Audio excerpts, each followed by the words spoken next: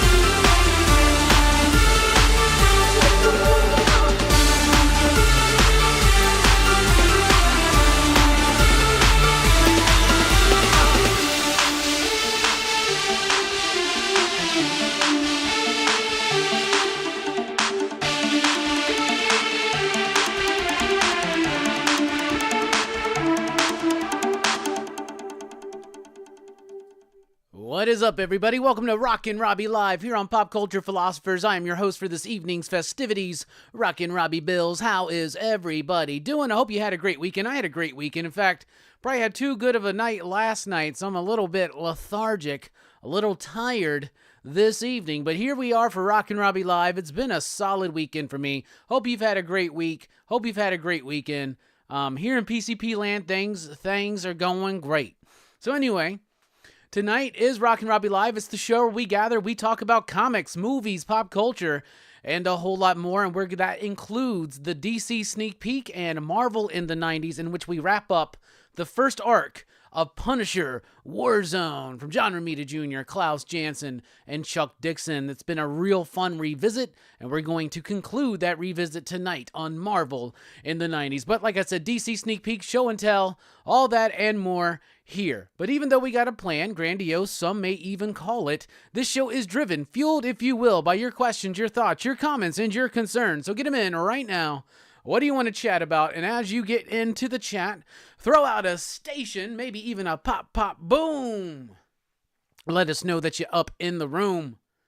You can follow Pop Culture Philosophers on Instagram, and if you're on Facebook, join the PCP Army. That's the official Pop Culture Philosophers Facebook group. If you're on Twitter/X, you can find me there at the Rockin Robbie. You can find podcasts and more over at popculturephilosophers.com, including links to our merch site. All those links in the description down below. But thank you so much for being here. Yeah. Please be sure to like, share, and subscribe. If you want to help support the channel, you can drop a super chat, or you can join us at patreon.com/PCP, like these fine PCP patrons right there. We are in the midst, everybody, of March Madness, and it continues tomorrow night on PCP Movie Night. We're going to be talking about James Whale's The Invisible Man from 1933. And then on Wednesday, be sure to check out Nerdtastic News as he releases his video, The Duality of Good and Evil on Film, Silent to Modern to Elevated. And then on Thursday night, over at Blood Splatter Chatter, part of March Madness, will be Possession.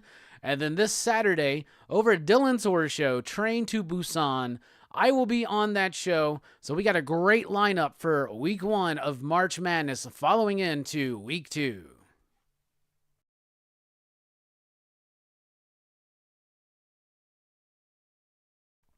As far as these shows, I will be on Train to Busan and, of course, The Invisible Man. That's going to be tomorrow night at 8 p.m. Central Time. All right, everybody, what do you want to chat about? You got any questions? You got any topics of conversation? Suggest those right now as we go into the your very own.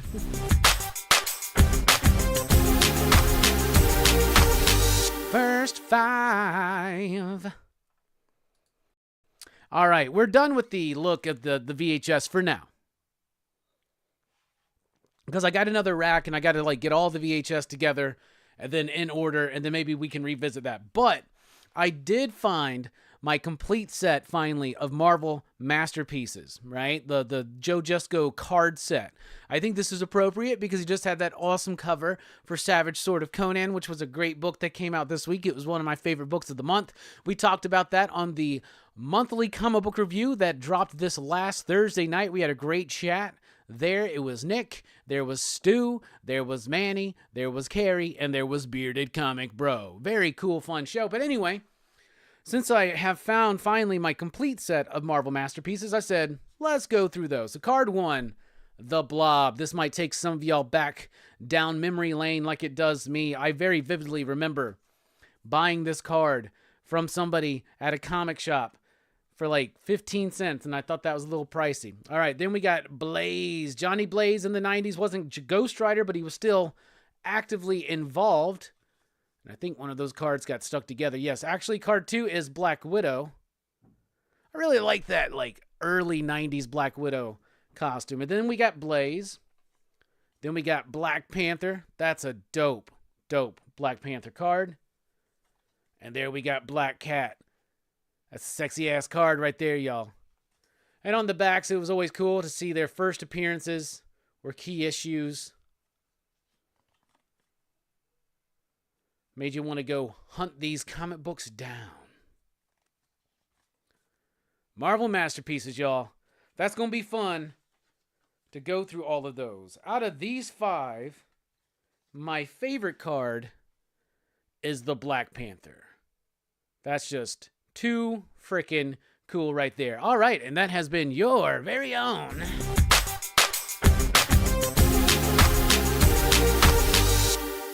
First 5. All right, please do excuse my lack of energy, man. We really had a good time last night, but I was paying for it today. And let me tell you something I did do today, though. I drugged my ass out to the movie theater. I did have a hangover. I was not feeling very good. But I had already bought the tickets, and me and my good friend, Jamie, we went and we watched Dune Part 2 because Dune was awesome. So I was really excited for Dune Part 2. I was really upset when they delayed it from last year to March of this year. But now it's out, so I went today. We went to an 11:30 showing, 11:30 a.m. And here's the thing. I go to my local AMC. And my AMC it's not usually super busy, at all, right? Occasionally, if there's something that's popping, it was really busy on the Barbenheimer day. That was a really fun evening. But for the most part, if I go see a movie on a Sunday, morning, early afternoon like that, it's good. I'm all good. The theater was packed. That theater was packed at 11:30 on a Sunday. And we're in Alabama, man. All those people supposed to be in church. Why? Instead, they in my church. Why they in my church? The movie theater. Anyway, I hadn't been to the movies since Christmas Day, actually, when I went and saw the Wonka film, which I liked. So I guess I have to make an excuse for, was it Timothy Chalamet? What the fuck? Whatever his name is. Chalamet, I think. Anyway, Dune Part 2. Let me get into it real quick. Dune Part 2 was awesome. It was awesome as fuck. I hadn't seen the original since I first saw it in the theater, right? So I was worried that I wouldn't remember little things. I've only seen the movie the one time. And I've never read the book. Though last time, the last time it was me and the same person. We went and saw Dune Part 1. I remember going to Barnes & Noble and I bought the Dune book thinking I'm going to read this Dune book before the next one comes out, but I never got around to it. And then right after we got out of this one, I was like, all right, I'm going to go buy Dune Messiah so I can read Dune and then read Dune Messiah because I want to know what's happening next. I loved it though. So having not ever read the books, vaguely remembering the movie from the 80s with Kyle MacLachlan, vaguely remembering that one.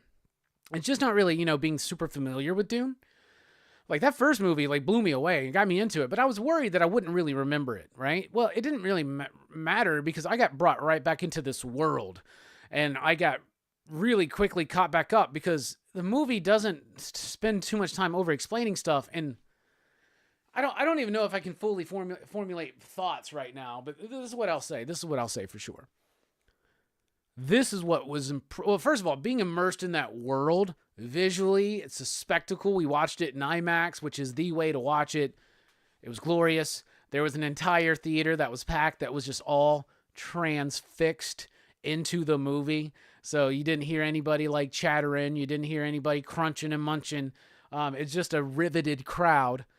And it's beautiful and visually stunning because it's what Denis Villeneuve or whatever his name is.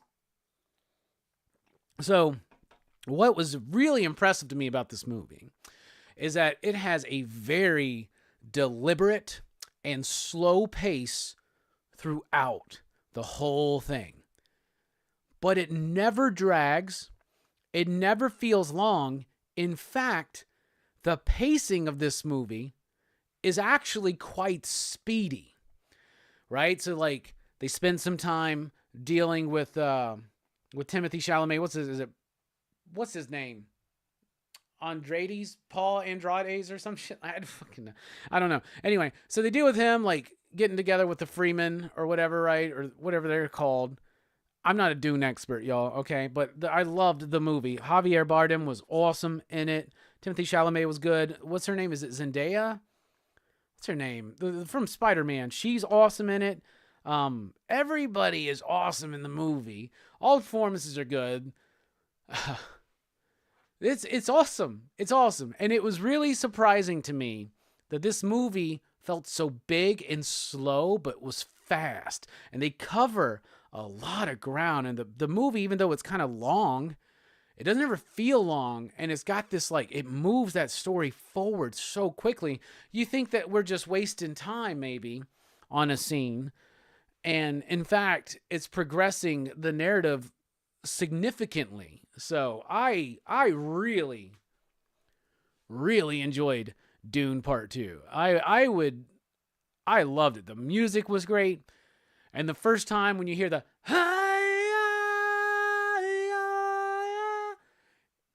movie earns it. It just doesn't just this movie's not doing what most sequels do or most Part 2s.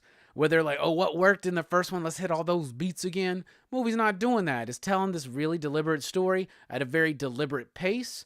And it never, ever slowed down. And when the movie was over, I was like, no, I don't want the movie to be over. So the only thing upsetting is that the director said he wants to not rush right into Dune Messiah and maybe take time to work on another project. I'm like, no, motherfucker.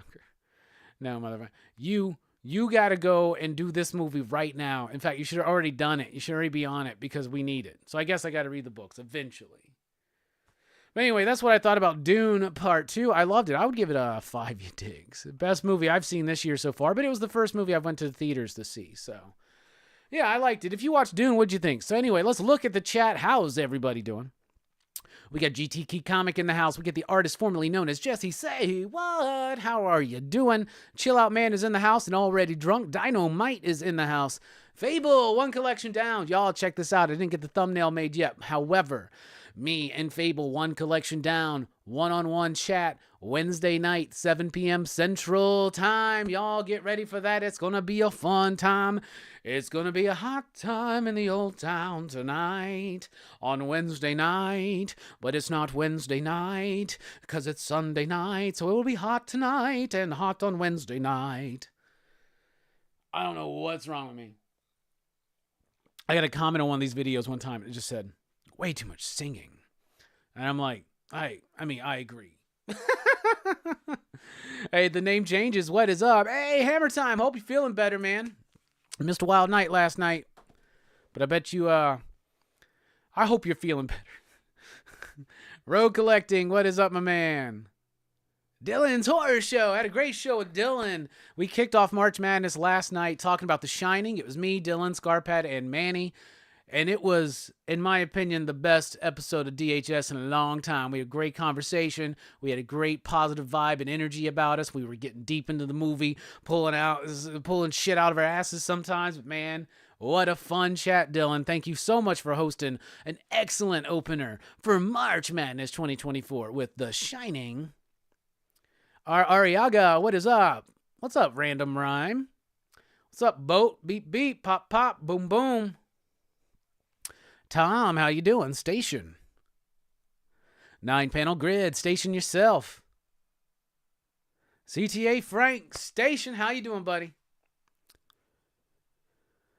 Our Ariaga says, I see the finest people have gathered this Sunday night to hear Brother Billups preach. Well, that's what we're here for, everybody. Let's tip those cups up and try not to throw up. That's what we do here.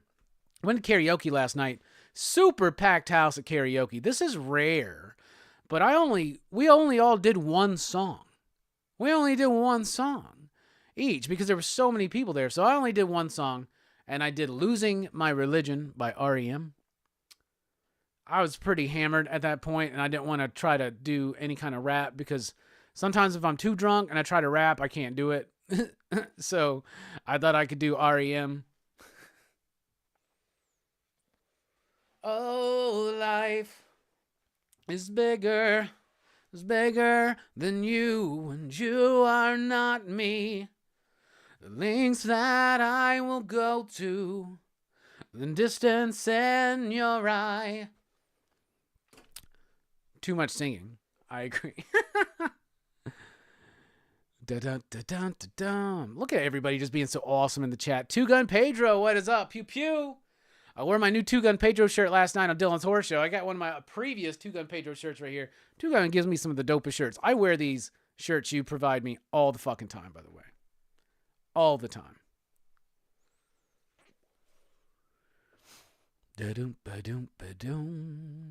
Dynamite says the new Shogun series on FX is pretty great. Shogun series on FX. So out of the loop on television.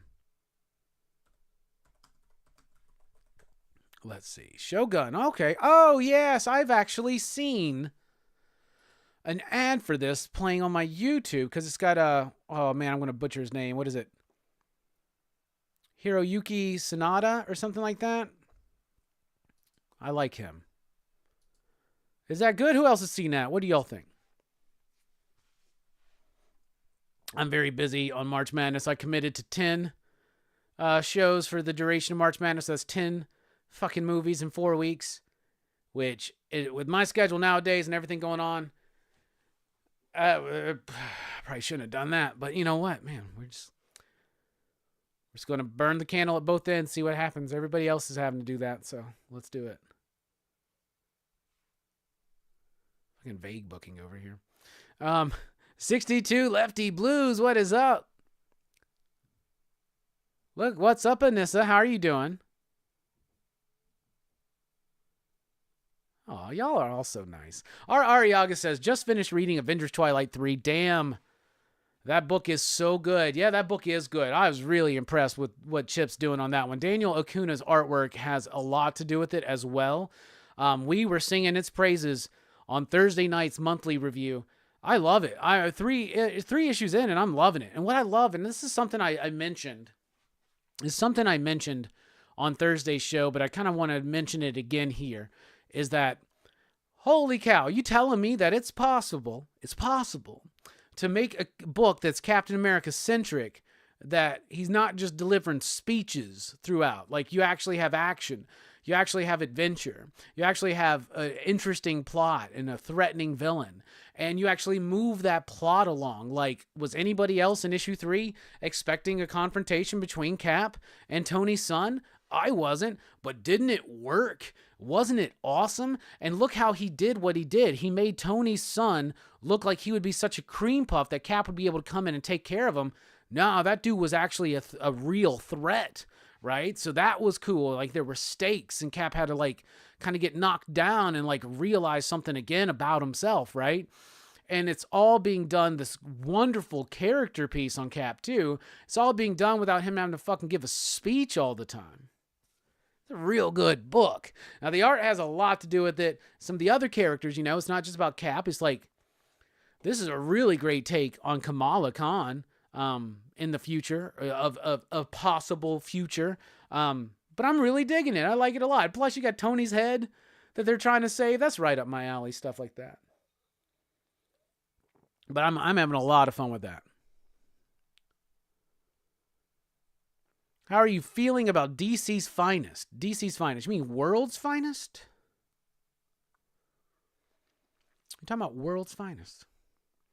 If you're talking about world's finest, DC's world's finest, very, very excited about it. I've loved it. I've actually read issue 25. Issue 25 is all right. The final bit is cool because that's the one that picks up from the annual with Mixus-Pitalik and Batmite. But the main story is like the first time that Joker and Lex Luthor teamed up, and I thought it was all right.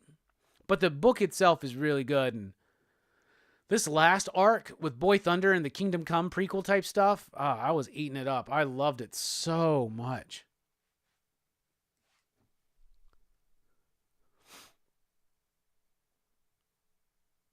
Moms hate March Madness because it always cuts off their soaps and Oprah.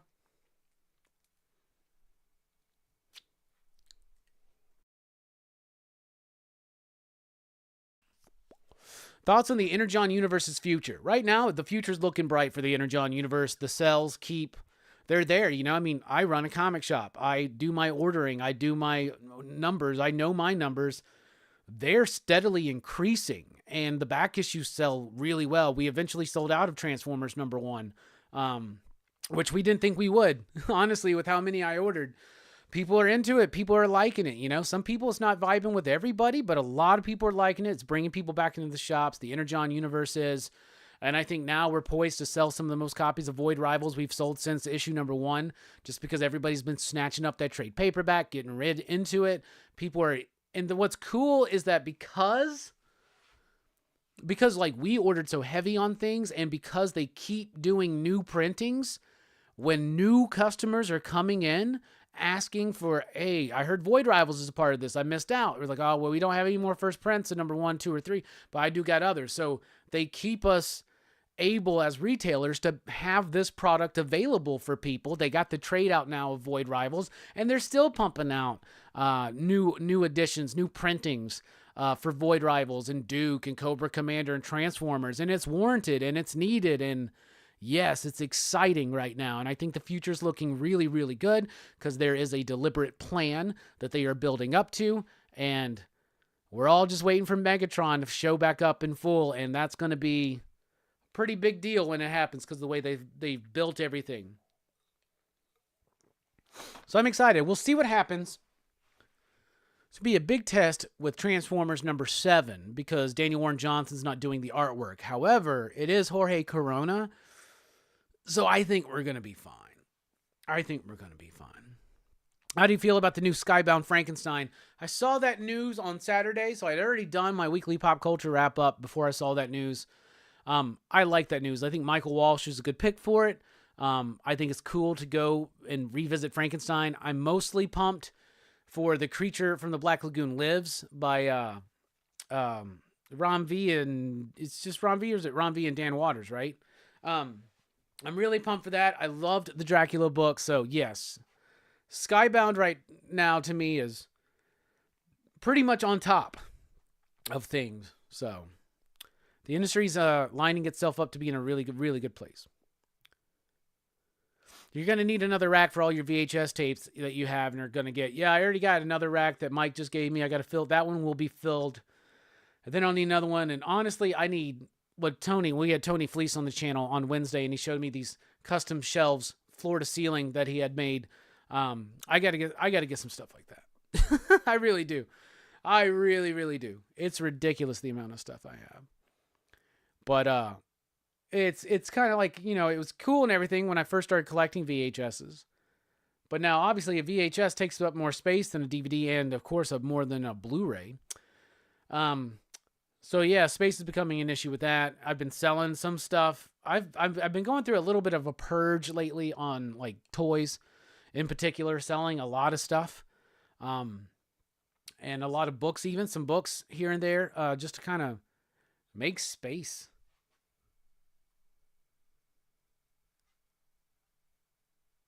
What's up, Hamburger Basket? Didn't realize it was Jesco on the Savage Sword #1 cover this week. Yeah, the A cover for sure. Absolutely.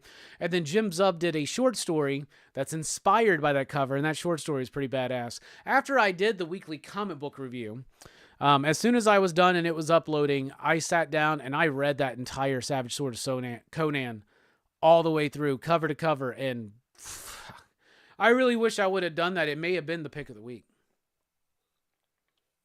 That book was really astounding. The one problem, though, was the printing. The printing, they're not able to get those blacks.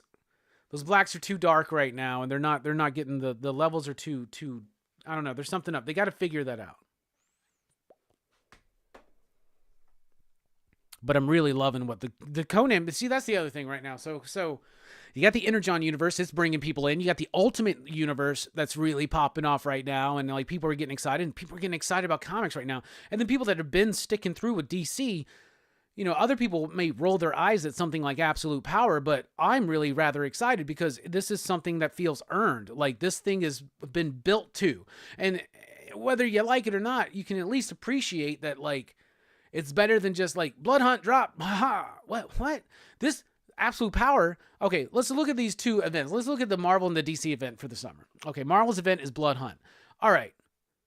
I know that they've been focusing on Blade a little bit here and there. I get it. But at the same time, they're just trying to do a Blade-centric thing, and they probably had this already in their pipeline because they thought Blade would be out around this time, and it's not. It's going to be out next year, allegedly. We'll see. I hope it is, and I hope it's good. Mahershala Ali is going to be fine in the role. I just hope they get a good story and just make a good, solid Blade movie. You've done it twice. It's not hard to do it again. But I don't get the sense that the Marvel universe as a whole has been going into this kind of direction to like, you know, every book's kind of just doing their own thing, and which is fine. I don't want everything to always be so ham-fisted with continuity and whatnot. But like, when you do want to build into an event, like there's got to be something to like build into it. Now, at the same time, I'm not reading Jed McKay's Avengers right now, and Jed McKay is the writer of this event. He's a solid writer, but I haven't been reading his Avengers, so I don't know if anything's been set up there. I do read Blade, and I like Blade, but I don't get necessarily the sense that maybe there is some stuff that's being set up by Blade, but I don't know. But with DC, when they announce Absolute Power, you're like, oh yeah, well, this makes total sense because everything since the end of Dark Crisis has been kind of heading us into this direction. And not all of the books, but a lot of the books are kind of all connected in a way to like get us to this point. And I think that's when events really soar, is when they're well thought out and they feel earned. So anyway, that's a big thing to say. Energon universe, Ultimate stuff, right? And then don't discount what Jim Zub and Titan and the Conan corner of the comic book world is doing right now for bringing old fans back in as well.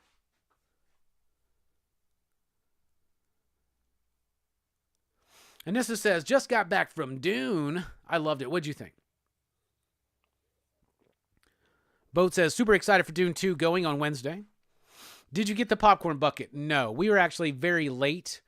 So we just walked straight in and sat down, and it was perfect timing. Like the movie was literally starting. We missed all the trailers and everything. So those trailers were 20 minutes long. So we were 20 minutes late into the movie. But I got something better than that popcorn bucket. You know what I'm saying? Holshoe says, Godzilla Kong, The New Empire is the only movie I want to see in theaters this month. Bro, how do you not want to see Dune in the theater? In IMAX? How do you not want to see Dune in IMAX? Oh my goodness, man. It's such a good movie. I don't like these new Godzilla movies. I'm not talking about the ones, I guess, that, is it Toho?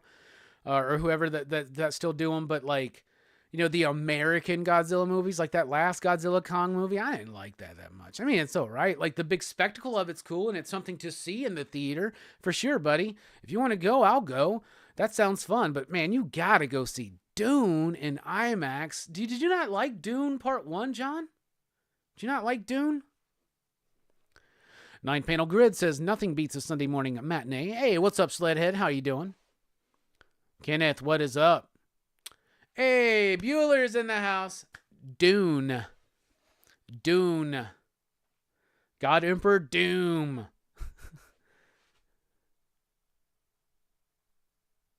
Can we all agree that Kyle MacLachlan is one of the coolest people to ever exist? I can agree with that. Hammer Time Holeshoe for sure. Oh, thank you, Bueller. I think I've actually, thank you for your confidence in me, because I think that you helped boost me, and I think I've actually been able to formulate a few thoughts together already. Hey, what's up, Jonathan? Hey, Robbie, that Eric Larson Venom poster is fucking awesome, and those Marvel Masterpiece cards are dope as fuck. Yeah, brother, you read 90s comics just like I did, man. We know what we like. That's awesome. Eric Larson, Dr. Doom. There's John Romita, Fantastic Four. That's the John Byrne Fantastic Four is kind of covered up. That's absolutely needing to be replaced. That's an absolute carnage poster, but I got a poster for Amazing Spider-Man 252 I'm going to put over there.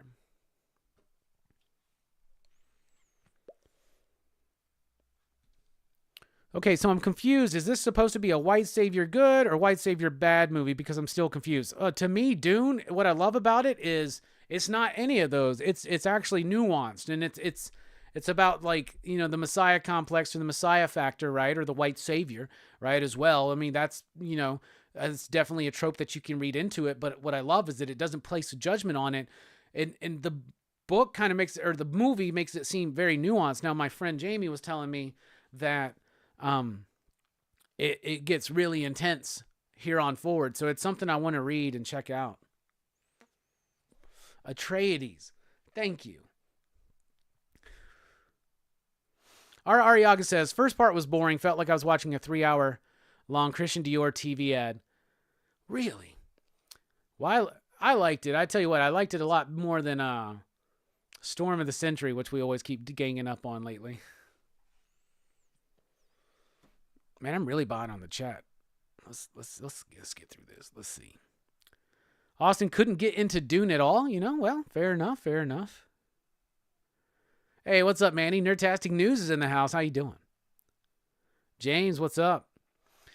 Dylan, DHS says, can't wait to go see Dune 2. Love the first one ever since I saw Lynch's Dune, but I'll probably check out that later after I see Dune 2. Yeah, I looked at Jamie and I was like, hey, we should watch the David Lynch one. And she's like, you're not going to like it. Oh, the new one was great. I loved it. Hey, what's up, Bob? What's up, Peter?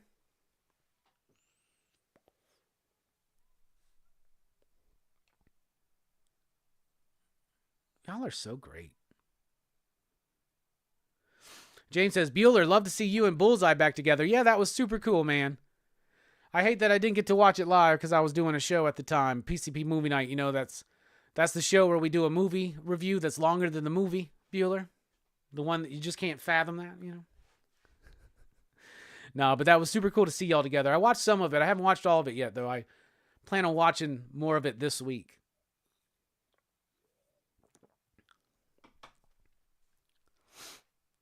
Bob says, Dune 2 was so good. Chill Out Man says, Robbie, I got so drunk today, I watched a movie called Bad Channel and enjoyed it. All right. Yeah, that was me in the corner, 62. Lash, what's up? I haven't seen Dune Part 2 yet, but I really enjoyed the sci-fi miniseries. Dylan's Horror Show says, Bad Channel is a fun, full moon flick. Chill out, man. Okay. No, we did not win the karaoke money last night, Dylan, but we still had fun. But we did not win the karaoke money. Bob says, this show always has good feels and good vibrations. I'm giving out good vibrations. Good vibrations. Dun, dun, dun. It's like a sweet sensation about them good vibrations. Favorite songs with the word vibration in the title. Go.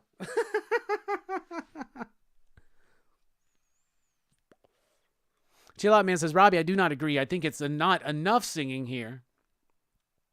Sledhead says, Shogun on FX was amazing. Fable says, Two Guns shirt taste is impeccable. I agree.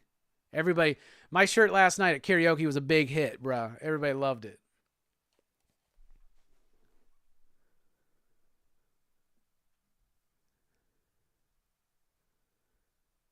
Hiroyuki Sanada is awesome in Shogun. It also has the very sexy Anna Soe in it too. Hell yeah, Holshu. Yeah, I have seen some ads, like, I think on YouTube or something. Bo says the end of issue 3 on Avengers Twilight finally pulled me off the fence. Sledhead says watching Shogun makes me want to play Ghost of Tsushima again. Never seen that one. 9 Panel Grid says I actually like how Cap tries to give a speech and it falls flat. Yeah, it's true.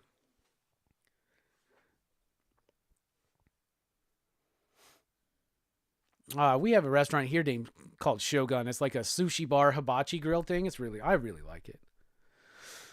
It's dangerous though. I spend a lot of money at a sushi place. I actually had sushi for lunch today. I had too much. I was leaving the movie theater. I was like, I want sushi. So I got some sushi and I always get too much sushi. I'm like, 3 rolls surely is not enough. Let's get some noodles. It just gets in there and all the rice and noodles just.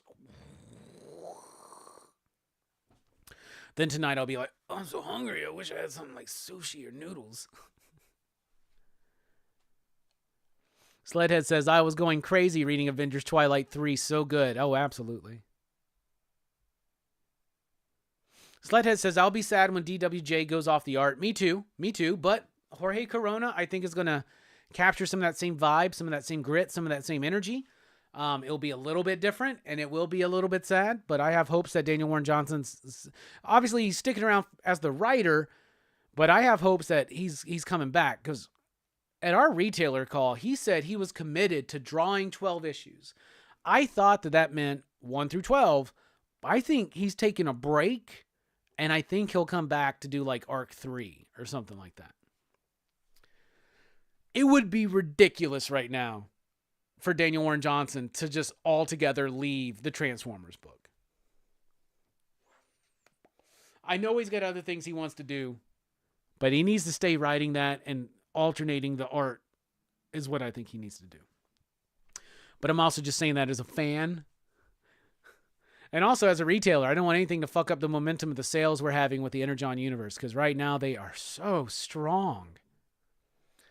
Spillio! I was so busy today, bro. I wanted to try to give you a call and to chat, man. It's been too long, and I saw the love gift that you and Brittany sent my way. So Spillio, Brittany, I fucking love y'all. Y'all are the best. Thank you so much. We had a really good night at karaoke last night because of y'all, so thank you. We got fucking twisted, brother. Oh, it was good. Yeah, I'm sure the pictures are on the Facebook, bruh, if you want to check them out. Name Changer says, man, my comics take up so much space. Got a collection of 24 long boxes. Yeah, that's a lot of fucking space. My buddy Kevin. So I know we were supposed to have the Immortex Patreon up, by the way, and it just didn't happen because I didn't have the time this week, so we need to get on that. But Immortex Patreon coming soon, and then we're going to do like some live chats or something, so just got to get it figured out. Things started getting scrunched up in the schedule, y'all. A lot of things going on in my personal life that just started kind of scrunching things together. Good stuff, though. Good stuff happening. I got statues that need to be unboxed as well. Fable says, pick of the week was Savage Sword. Yeah, that might be my pick of the week, too. All right, we got a super chat from Sledhead. Took me a while to get to it, but there it is. Thank you so much, Sledhead, for the support.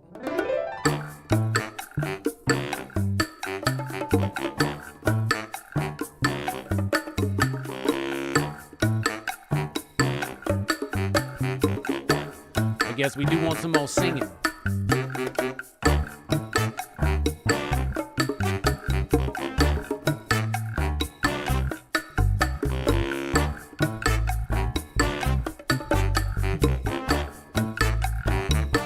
Let's go, huh? Let me tell you about this little man I know. His name is Hellboy.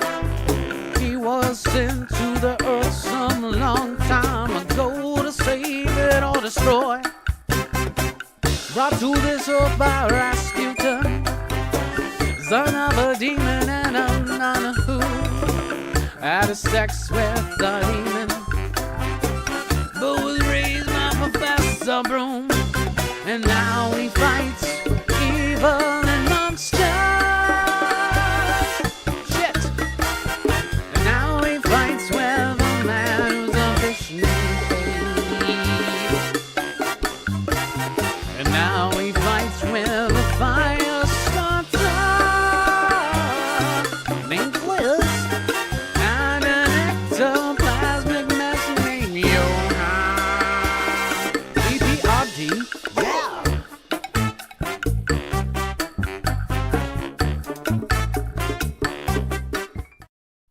That was a lackluster Hellboy song. I'm sorry. Name Changes says, I broke my rule of no magazine-sized comics for Savage Sword. That's a good rule to break for that book in particular. Our Ariaga says, Station Dylan, great show yesterday. Missed the live, but it was a great show. Thank you so much. I do agree with that. Nine Panel Grid says, yep, Savage Sword was excellent, nostalgic, but new. Wholly entertaining. Sledhead says, I'm all in on the magazine-sized stuff, although Blasphemous was a miss for me at Distillery. That was a miss for me, too. Here's the thing. I know a lot of people don't like to do this, like, magazine-sized stuff. Man, there's enough of these damn things out now, enough of them that are good. They're like, just buy a magazine box. I mean, it just solves your issues. Just have a magazine box at the end of your collection. That's where you can put your Savage Sword of Conan. That's where you can put your DC Black Label stuff. Hydrus, what's up? Where I saw Dune in IMAX, it started at 10:50, but the movie itself didn't start till 11:30. 40 minutes of trailers? Yo, that's ridiculous. Hey, what's up, Billy? How you doing?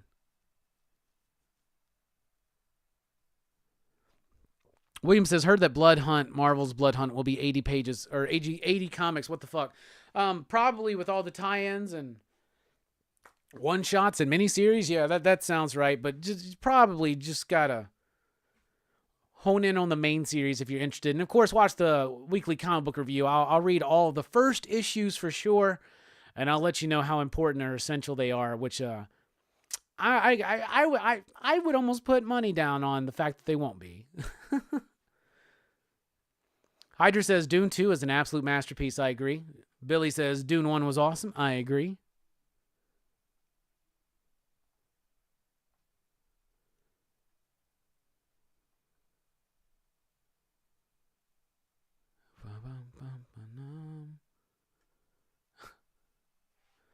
So far behind on this chat.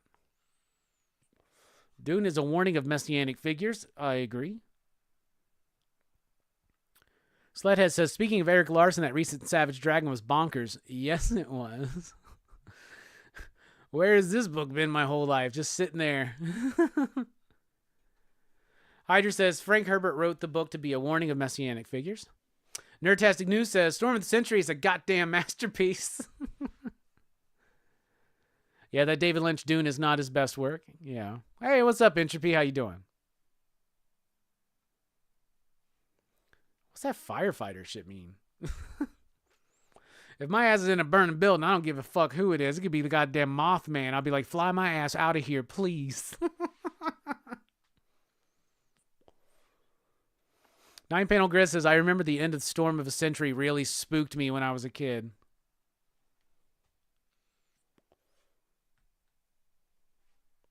Chill Out Man says, I thought I was a tough man, hard and a real man, but found out I still can't watch Iron Claw nor the ending to The Wrestler without a cry. I'm a softie. We're all softies.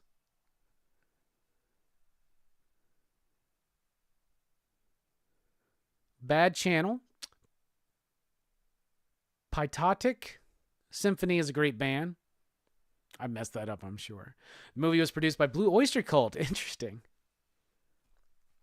VCR 1989C says, I was just thinking I need to watch Bad Channels. I have had the VHS on my shelf forever. It's soundtracked by Blue Oyster Cult. Bad Channels is on my list. I've never even heard of that movie. I gotta put that on the list then, man. Shit. Bad Channels movie. I've never even heard of that. One movie that I did recently watch. This is my buddy Kevin's Blu-ray. Who, you know, we're doing a Mortex together, so we did a little bit of a swap. He let me borrow his Fire and Ice Blu-ray, and I let him borrow my New Gods trade paperback by Jack Kirby. But But we watched this like a week ago. I really enjoyed this movie. It was really cool. It was like an elongated section of heavy metal or something. It was a nice Blu-ray. And dude, there was a lot of butt in that movie. A lot of butt. And that was the commentary we were all having. We were drinking tequila, drinking beers, having good food, watching Fire and Ice, and just talking about all the butts.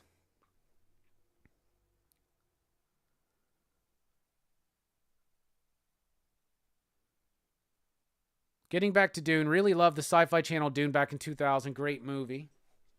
Was that Children of Dune or was that something else? Whoever sells a copy of Bad Channels tonight on eBay owes Robbie a percentage. How about this? Somebody just, somebody should buy a copy for me. I'm just kidding. Yeah, no kidding.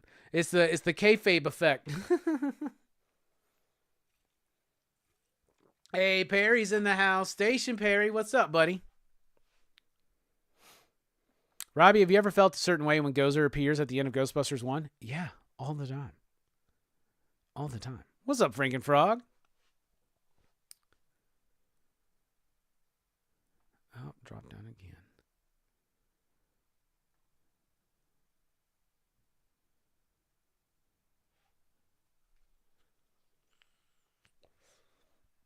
No, James, nothing like that.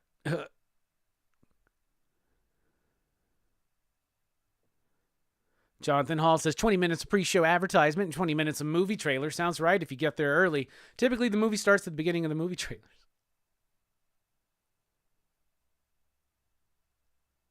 It's hard feeling committed with Blood Hunt after seeing the end of Gang War.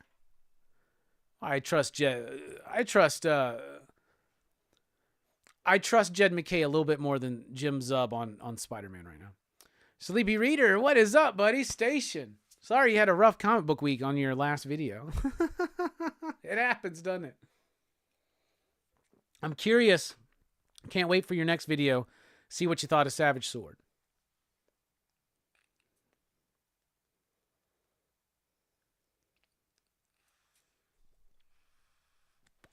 Hey, what's up, Stu? Mr. Rare Key 23 says, watching you on my 50-inch screen now, that's HD. Well, thank you so much. I always just wanted to be on TV. First grade, I remember the dare officers being like, what do you want to do when you grow up? I was like, I want to be on TV. They're like, what does that mean? I was like, I don't care. I just want to be on TV. Here I am. What are your thoughts on the Fire and Ice movie? I liked it. I liked it a lot. I'd give it like a 3.69, you digs, because there's enough butts in there to warrant that for sure. No, but I liked it. Children of Dune was the sequel. All right. So they did a Dune miniseries. Word, gotcha. Have to check that out. Robbie, are there any books you're excited about that have been solicited but aren't out yet? Ultimates by Dennis Camp is one that I'm really, really excited for. Well, now we've got One Hand and Six Fingers in Feral. Feral's not out yet. I've read the first 3 issues of Feral, and I really, really like it. Feral's awesome, and it's actually a step up from Stray Dogs. We had a great chat with Tony about that. He's got another book coming out called Uncanny Valley. I've read the first issue of that, and that's really fucking good. Joe Casey did send over his Blood Squad 7, but I haven't gotten a chance to read them yet, but I am very pumped for that. So, yeah, those ones. Oh, and Penthouse Comics #2. I still need to read the first one, though. But there's a cover on the Penthouse Comics 2 that I'm really excited about. I think it's the Lyrics Lee one. It's all about butts again. Sleepy Reader says, I enjoyed Savage Sword. Stoked for more. I do think Conan is bringing us old guys back into the shops. Hell yeah. Hell yeah. Host with the most, the Robbie Standard. Well, thank you so much. All right, we're taking a quick break, but when we come back, it's time for the DC Sneak Peek here on Rockin Robbie Live.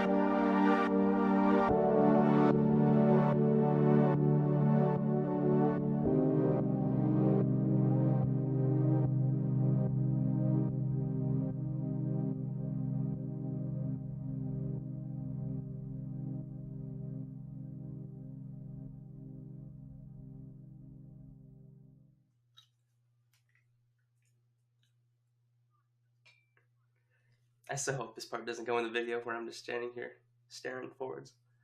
That'd be so embarrassing.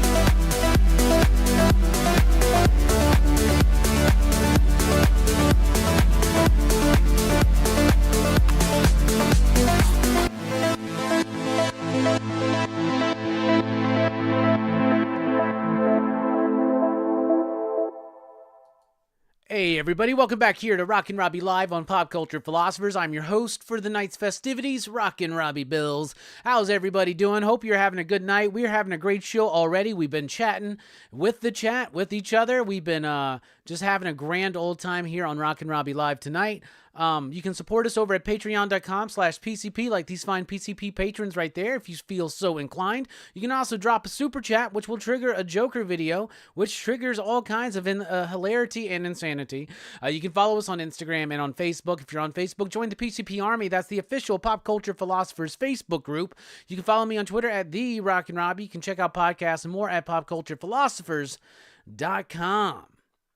Coming up, we got the DC sneak peek. We still got Marvel in the 90s, a little bit of show and tell, and other fun stuff. But tomorrow night, March Madness continues. That's right, we have kicked off March Madness last night on Dylan's Horror Show with The Shining.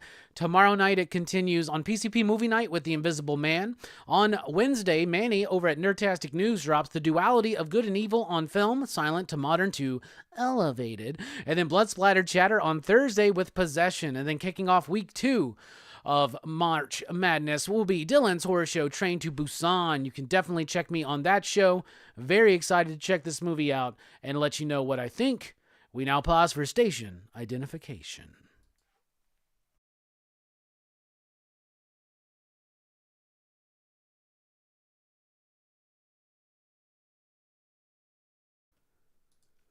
All right. Let's take a look at the chat. We last left before the break, and we were talking about books that are solicited but not out yet we're looking forward to. Rogue Collecting says, I'm excited for Bear, Pirate, Viking, Queen from Sean Lewis and John Marks Baravicia. Me too. Sean Lewis is a really cool writer, really cool dude. We've had him on the show before, and very excited to see what he's cooking up here. Mr. Rare Key 23 says, barely made the FOC deadline for Feral. Oh, man. Feral's a good one. Y'all gonna like it. It's like Zombies meets Cats. Not the musical. Just the animal. 9-Panel Grid says, hell yeah, Rogue. Excited for the new Sean Lewis book too. Deo says, bong grip, Robbie. Dynamite's looking forward to The Valiants. Stu says, I'm excited for Dick Tracy next month. Deo says, Scott Snyder's White Boat 2. Stu says, and Mark Russell doing Batman Dark Age. You know, I got a PDF of that on Saturday, and I never got a chance to read it. I got to try to get that done. VCR 1989 C says, I'll buy anything Allred does. Russell too, but he works too fast and it gets expensive. I will definitely buy anything Mike Allred does. I'm a huge Mike Allred fan. Brother Joe, what is up, man? How you doing? Station. Deez says, hopefully some of that muddiness in the Conan book gets fixed in the trade. I hope so, and I also hope they just kind of fix it over time. Now, it should definitely look different in trade. I'm going to assume that trade's going to have a higher paper quality, and maybe that's what they're aiming for, but I don't know. One of the things that I'm planning on doing, for those of you that haven't known, I did get a rig graciously provided by a member of the PCP Army. I got a rig. It looks like a Robbie doing this. No, but I got a rig that will hold my camera straight down and like give me room to operate and move. And so I can do top-down views of comics now. And I plan on doing that. And now I'm locked into this whole thing of what's first. Like, what's first? And how does it affect the channel? What does the channel become if I start doing these? What if I like doing these? I really want to do these. This is basically me flipping through a comic, talking about it. Just like, kind of like what we do, like on Marvel in the 90s. But instead of having to go out and find images and put it all together for you, like just flipping through the actual damn book. And there's so many books that I love doing that with. Obviously YouTubers do it. Cartoonist Kayfabe, probably the best example of it. They do it well. I'm not trying to replicate what they're doing, but Tom Scioli does it. Other people do it, and I think, you know what? Let's do it. We got the rig. I asked everybody on the weekly pop culture wrap up if they thought I should do it, if they wanted me to. They were all like, yes. And my perspective is different than other YouTubers, so that's interesting and cool, but I can also do a mix of old comics. I can go super extreme into the 90s. I can do classic Jack Kirby. I can do Fantastic Four read-throughs. I can do a lot of things, and I can even do newer comics, and I'm excited to do them. But right now, it's like, what first? What do I do first? So in my head, I thought Prophet #1, Dan Panosian, Rob Liefeld. I thought X-Men #1, Jim Lee, X-Men #1. I've never talked about that one. Like, I've never reviewed it or gone through it here on the channel. It's something we've never did in Marvel in the 90s. Yeah, those are the ones I've been thinking about. I've been thinking about pulling a random issue of Savage Sword of Conan from back in the day. Just pulling a random one out of my backstock at work and taking it home and reading it. So yeah, what do y'all want to see? I'm definitely thinking about doing the hate thing, the hate read along, or not hate read along, because a lot of people responded positively to that. So I did put together like a little test where I set up the new rig, I got it going, and I picked an older book and I picked a modern book, and I flipped through them just to see if it would look good. And I kind of put it together, and it's on the PCP Army. It's on our Instagram page, but I'm going to play it for you right here. But to give you an idea of what I'm talking about, in case you don't know, but if you're familiar with Comics YouTube, you're very familiar with what I'm talking about here. It's nothing new. It's nothing original. But I do want to do this, but here's the test footage of how it would be, how it would look, but not sped up, obviously. But here we go.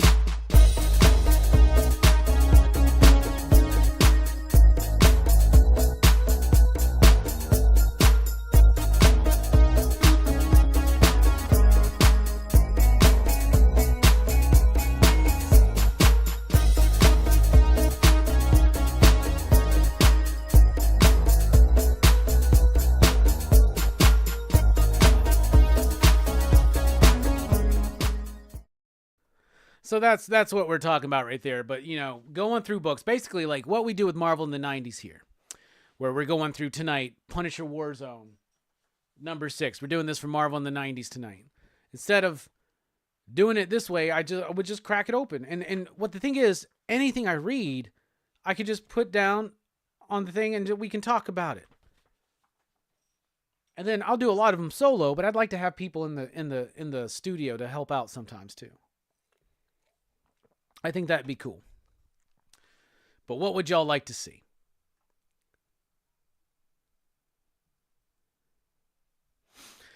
Are you looking forward to Black Widow and Hawkeye? I don't know if I heard you talk about it. Apologies if I missed it. I mean, I don't know. We'll see. I mean, I'll read it when it comes out. I'm not necessarily super looking forward to it, but I hope that it surprises me. I forget who the writer is. It Stephanie Phillips? Who is it? I can't remember. What's the next con I'm going to? Next con I'll be appearing at will be the Huntsville Comic and Pop Culture Expo in April. It's my hometown show. 9-Panel Grid says, excited for those top-down videos. What are you thinking about for the first books? X-Men #1, Prophet #1, random issue of Savage Sword of Conan, Ultimate Spider-Man #1. I don't have a copy of Ultimate Spider-Man #1, though. But the third print's out this week, and I do plan on leaving my shop with one. So maybe I'll go through that, too. Because I also want to go through modern books, too. But not week of. Now, some people had suggested doing, like, for the weekly review, like, I don't want to, I'm going to keep doing the weekly review the way I do it. I don't want to spoil too much on the weekly review, because that book comes out before they release. But, like, for instance, like, later on, like, a couple weeks later, yeah, let's flip through Ultimate Black Panther. Let's flip through Ultimate Spider-Man. Let's go through the series, stuff like that. Hamburger Basket says X Factor 60, Extinction Agenda Part 3 would be a cool top-down book to review. We did cover that on Marvel in the 90s. I do still plan on clipping all the Marvel in the 90s out again and putting it in. And as far as the future for Marvel in the 90s, I don't know, because this is kind of scratching the itch, right? Like, when I started doing Marvel in the 90s, I was like, man, I wish I could just have another camera, like, focused down. Now, as far as doing them live like that to continue Marvel in the 90s, I can eventually do that, but I will need to get another webcam to run through my OBS. I'll have to get another webcam, and I'll have to set it up like right here when we want to do that. And then will roll over here and change the webcam. So it's something that we can do. I just need to get a webcam. So I should start putting some more stuff on that studio upgrade list that has come up, including batteries. Fucking batteries. We always need batteries. But yeah, I do eventually. So those Extinction Agenda issues, like, I'll eventually, because I was going through all the Rob Liefeld stuff. Another one I thought about was New Mutants. What is it? 88, whatever the first cable is. I don't have 87, maybe 86. I don't have 98. This is the only issue of that run I'm missing. And I ain't spending money on it.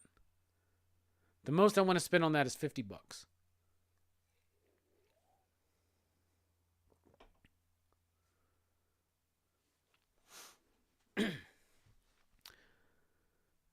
Chill Out Man says, I'm scared now. You and Robbie are going to check out Bad Channel. Please don't. It's literally about horror and a radio DJ. What's wrong with that? Do some early Fantastic Four. Tom Scioli's doing that right now, so I'll let him do the early Fantastic Fours. I will do some Fantastic Fours, though. But right now, Tom Scioli's going through. He's done 2 episodes. He does Fantastic Four Eye Day. I don't want to actively do something that somebody else is actively doing. But I was thinking, and I know that Kayfabe's been going through the Omega Red issues that Jim Lee did, and they do not have good things to say about it. I would have a different opinion on those books, right? But X-Men #1 would be a good one to go through, man. Maximum Carnage. Ooh, Maximum Carnage would be a good one to go through. I have every issue of Maximum Carnage. Those would be good.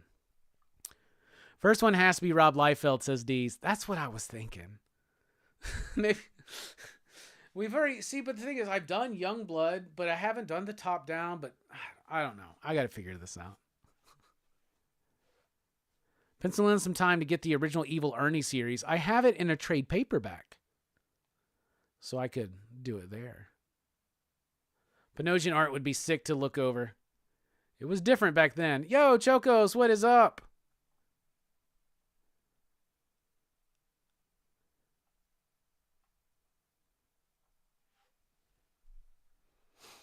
Just do what you got to do. Looks like you got that. Looks good. Well, thank you. Two Gun Patriot says, Robbie working on best hands on the next CBC Awards.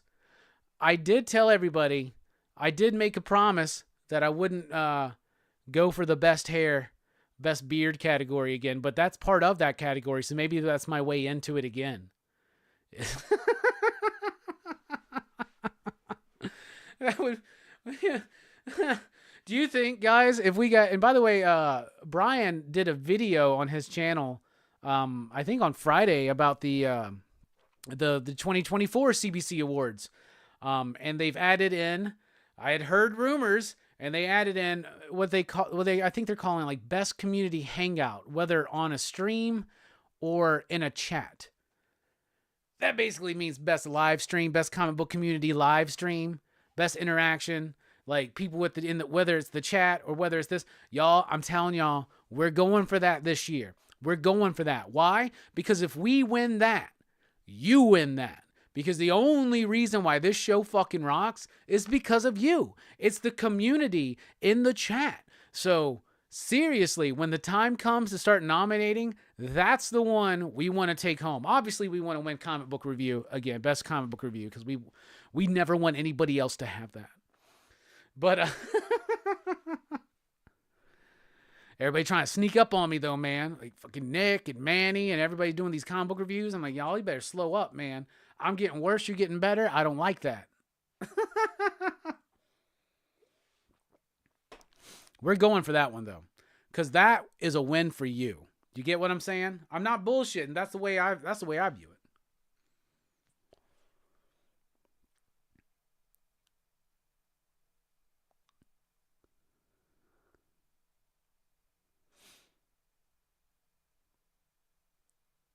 Going back, watching that skit in slow motion. Thanks, Robbie. You're welcome. Are there industry rules for flipping through new books versus old books? Not that I'm aware of, Trade Paper Dad. There's personal ethics, I guess. Like, I'm not going to get a book that's not out yet and, like, show you every single page of this Poison Ivy book. I'll let you know if it's good or bad. But then I think after a time has passed, like, Ultimate Spider-Man sold out, man. People can want that book and gonna get it.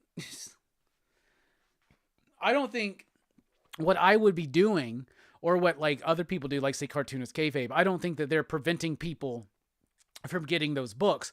They're actually encouraging people to get those books. I've been influenced by Cartoonist Kayfabe to buy books that they've covered. So Spilio says, I think your first book should be Penthouse.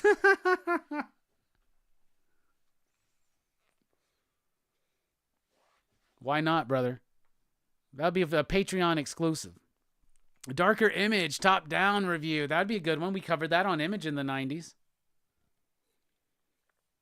I have to go through all Youngblood again. Hey, there's Brian right there. Brian LCS. Goddamn. I really respect your awards, man. Ultimate X-Men this week. Yep, for sure. Sin City top-down review. That'd be great. I don't have any original issues of Sin City, but I do got the new trade paperbacks. I got the soft covers. I didn't get the hard covers. It's just too expensive, but they would have been nice. But so I don't have any of the original issues, but yeah, I could still go. I'll still go through trade paperbacks and stuff too. Anything Tradmore? Damn, Rob, you should be writing these down. So Liefeld. What else was there? Tradmore. Penthouse. That'll be a Patreon exclusive. Sin City. Ooh, Madman would be a good one. Madman would be a good one. Billy says, you have inspired me, Robbie. I'm reading all of my old Punisher books. Hell yeah.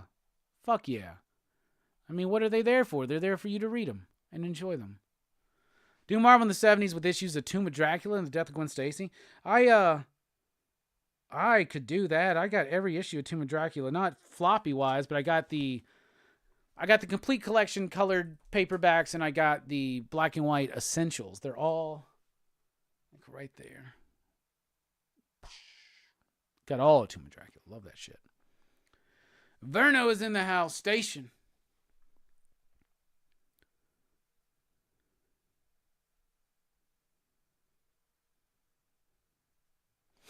Top-down reviews would be cool also to compare artists' takes on comic book characters throughout the decades. Yeah, that's actually a good idea.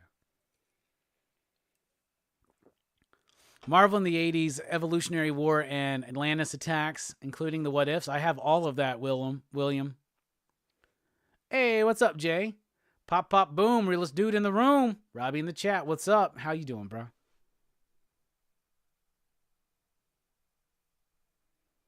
I really love your tape, but I hate your inventions. I don't understand that reference, Cardstock.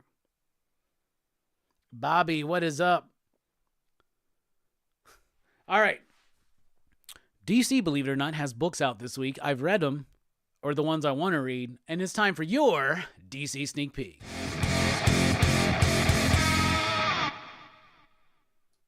All right, first up, we got Poison Ivy number 20.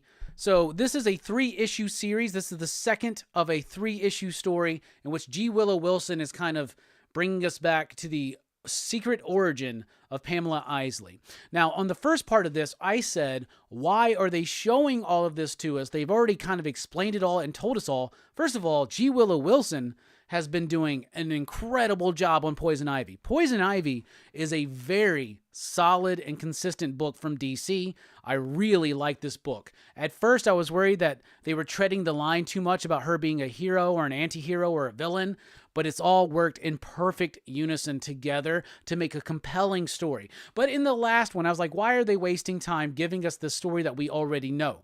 In issue number 2, though, I get it, because now they're fleshing out things a little bit more. And even though there is some stuff that we've been told, seeing it gives a new nuance to it. And it is nice every once in a while to have a recontextualized origin for a character. I mean, that's why Batman Year One rocks so much. So, first issue I thought was just okay of this story arc, but the second one I did really, really like. Kneel Before Zod, issue number 3. Let me shill for my buddy Joe Casey. Joe Casey, I've been a fan of for a long time. I had him on the show a couple of weeks ago, and that was a great chat. And we talked about this book, Kneel Before Zod. It's a big maxi series that he's doing, trying to bring Zod back to the place where he thinks Zod should be. There was an interesting ending to the last issue, and then like Bleeding Cool picked up a story, and a lot of people started jumping onto what they thought this book was going to be. That is not what this book is. This book is badass. And hearing Joe Casey talk about the character of Zod and what he wants to do with that character, and seeing everything align in a way in which he does bring Zod back to that. And as long as he fulfills his one promise he left me with, which was to get rid of this stupid lightning bolt fucking beard thing that he's got, I'm telling y'all, this book is good. It's really good. And Joe promises that it leads into some stuff that's going to develop for 2025. Then we got Superman 78, The Metal Curtain, issue number 5. Basically, what should have been Superman 4, right? So we got Superman 2, then we got Superman 3 and 4, but DC did what they do, and they did Superman 78, which was a Superman Brainiac story. The Superman 3 we should have gotten. This is a Metallo story. In this issue, he confronts Lex Luthor again to try to find out some more information about the suit that Lex designed, that Metallo is now working with. It's playing with those 80s Cold War tropes, right? This is like Rocky 4 meets Superman 4 is what it is, and I love it. There's some really great moments in the artwork too, where Gavin Guidry just completely nails the look or the reaction of a character, and it just rocks. It's awesome. I'm enjoying it even more than I did the previous Superman 78, which I did enjoy. Then we got Shazam here with issue number 9. So I just found out issue 10 of Shazam is going to be written now by Josie Campbell with and Lou Pacino on the artwork. So we may have lost the team of Wade and Mora. Mora may be gone for sure because he's doing Absolute Power, and I think he is planning on sticking around through World's Finest, and we know that Mora can do 2 monthlies. So the art's different, but it's fine. And so this may be Mark Waid's last issue too. I mean, maybe he's just taking off for a story arc or something. I don't really know for certain. It would be a shame to see that those guys leave this book, but at the same time, their efforts could be put into something different because their World's Finest has been levels above their Shazam work, though their Shazam book was really good and it got people to pay attention. But this is a nice one and done self-contained story of a team up between the Creeper and Captain Marvel, Shazam. You don't see much of the Creeper anymore, so that was cool. And I liked it. It was a nice, fun, easy breezy read. Batman 145. Joker Year 1 is over. I didn't realize Joker Year 1 was over. And then I realized that this book was coming out. I was like, what? We're already starting the next arc? You're crazy. I thought there was one more part of Joker Year 1. All right. All in all, I didn't really like Joker Year 1. And this is Batman. Chip Zdarsky's Batman has got the Star Trek movie thing, right? You know, people have this idea that the odd numbered Star Trek movies are bad, but the even number ones are good. So I don't necessarily agree with this because my favorite Star Trek movie is actually Star Trek the Motion Picture. I know that's not a popular opinion, but most people don't like that one, but they love Wrath of Khan, which is 2.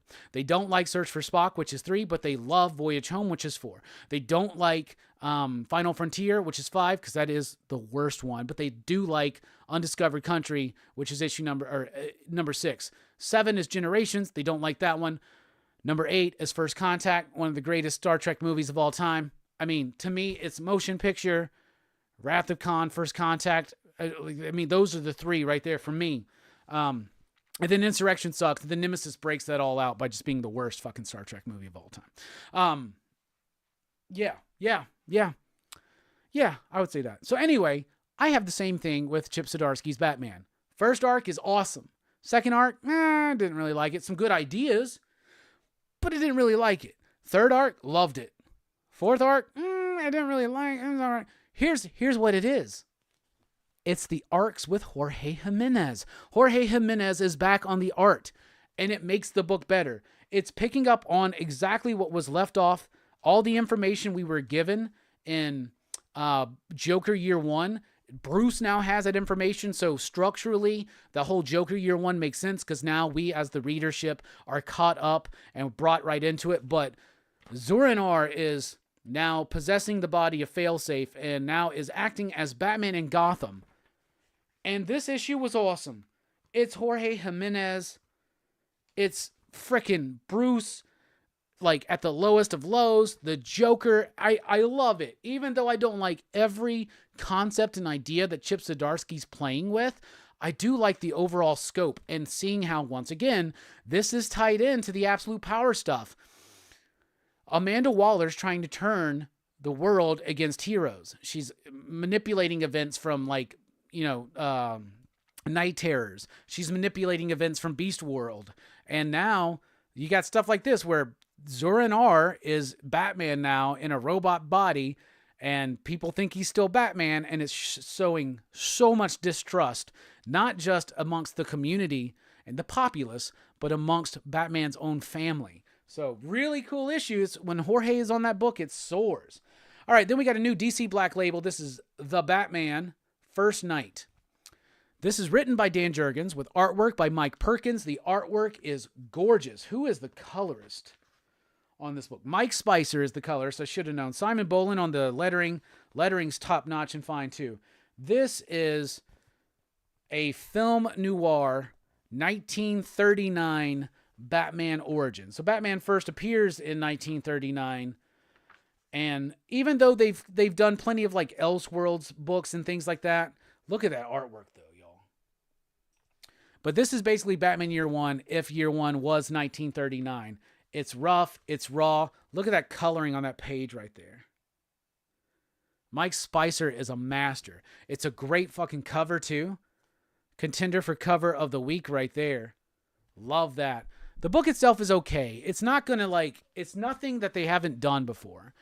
It's just Batman starting in the day that he actually started in 1939. It's got that film noir kind of like, let me tell you something, kid, you don't understand. It's got that kind of vibe to it. It's written into it, so it comes across a little bit cheesy at times, but for the most part, I really enjoyed the book. It does run a little bit long. Maybe this book doesn't need this format. The art does, but maybe the story doesn't. The story just runs a little bit too long and kind of gets bogged down at times, but overall, it's still a pretty solid book.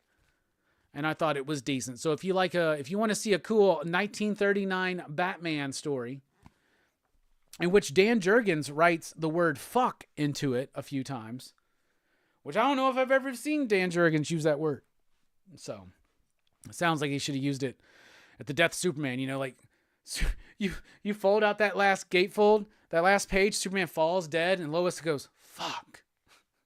All right, so to recap, Superman 78, The Metal Curtain. I'm really liking this book. Kneel Before Zod number 3 is subverting our expectations. Shazam number 9, a really solid creeper Shazam team up, but probably the last swan song for Mark Waid on there right now. Poison Ivy, the second part of the secret origin of Poison Ivy, I really, really liked. Batman soars when Jorge Jimenez is on board, and Batman the First Night isn't a super awesome comic, but it gets the job done, and it's decent enough, and that was your DC Sneak Peek.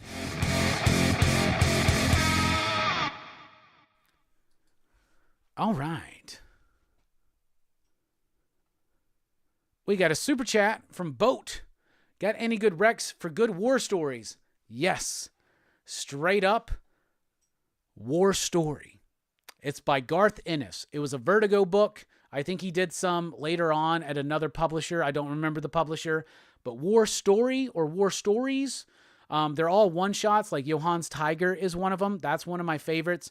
But anything, they're Garth Ennis Vertigo one-shots called War Stories. There's 8 of them, I believe. I have them. Maybe I should flip through those, right? Maybe that would be a good top-down review. But Boat, I would recommend that straight up. That would be my number 1 war comic recommendation right now. And thank you so much for the super chat.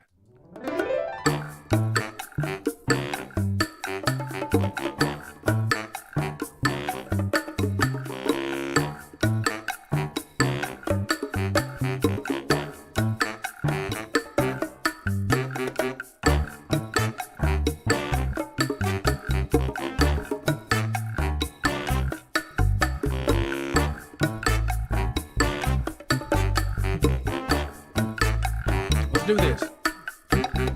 Let me tell you about this little man I know. His name is Hellboy. He was sent to the earth some long time ago to save it or destroy.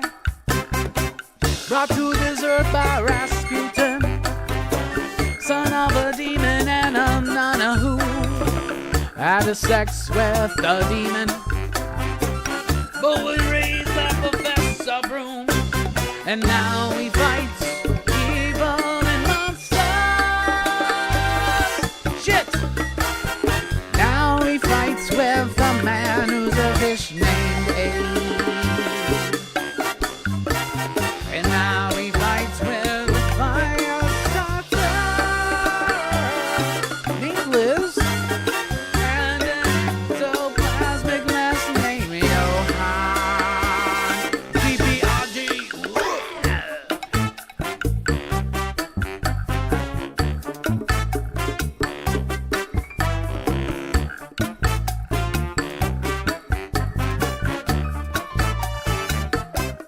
Thanks so much, Boat, for the super chat. Hey, what's up, Mike Zero? How you doing, buddy? Missed you last night, man. Thought you was going to come out, but you didn't. It's okay. It's all good. Oh, MF Doom. Okay.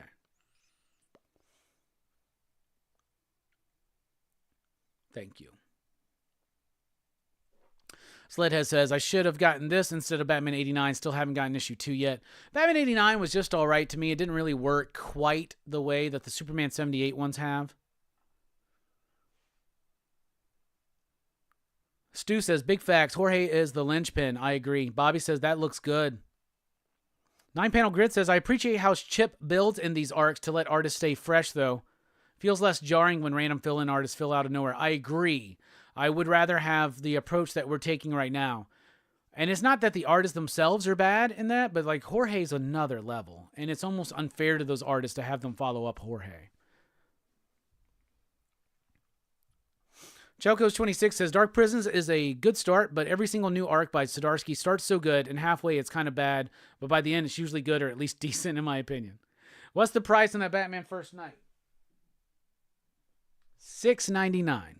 It is oversized, like spaciously, but it's also like got more pages to it as well. Probably 60 if I had to guess. And it is on sale Tuesday. DC goes back to Wednesday in July, I believe.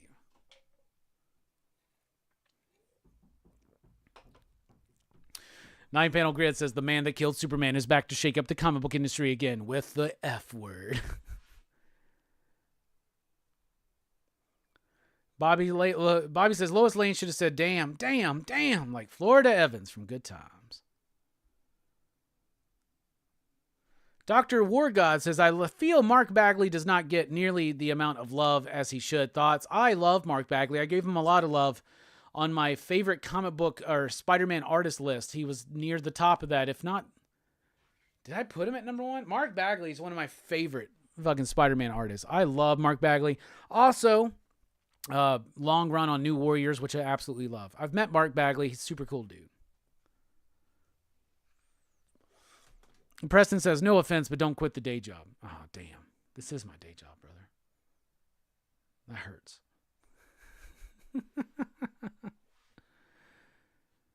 Fish man named Abe. You're right. Today's not my best performance, by the way, Preston. But yeah, no offense. I agree. I don't sing because I think I'm a good singer. I sing because I have joy in my heart. And I will never let that go. All right. We're about to take a quick break. When we come back, it's time for Marvel in the 90s here on Rockin' Robbie Live.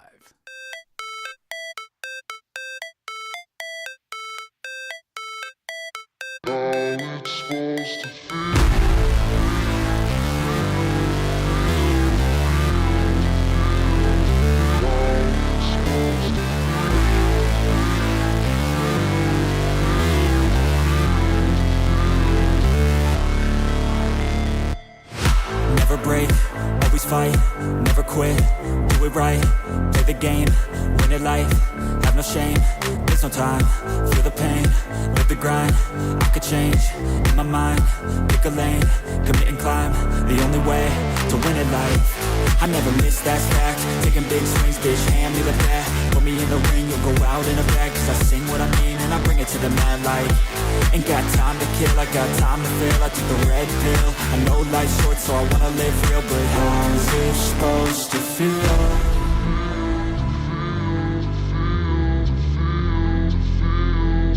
How's it supposed to feel?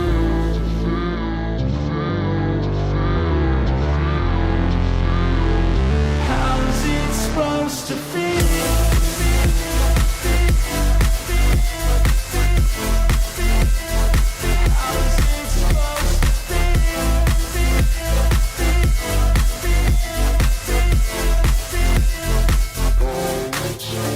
They wanna sing my name, but they holding back. They wanna say they hate, but they know it's cap. I ain't play no games, I just do, that's fact. And I don't feel no shame, it's a mood you lack. I go crazy, nah bitch I ain't lazy. Track after track, I work on this shit daily. Pass me the jack, right as fuel, got me hazy. About to unpack all these things I've been chasing. I've got visions in my head, like memories after death. To be a legend instead of something you can forget. I'm living up every breath, I'd rather lead than be led. I'll fill the seats as I spread with every word that I've said.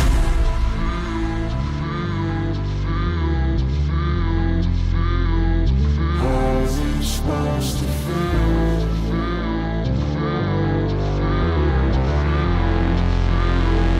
How's it supposed to feel?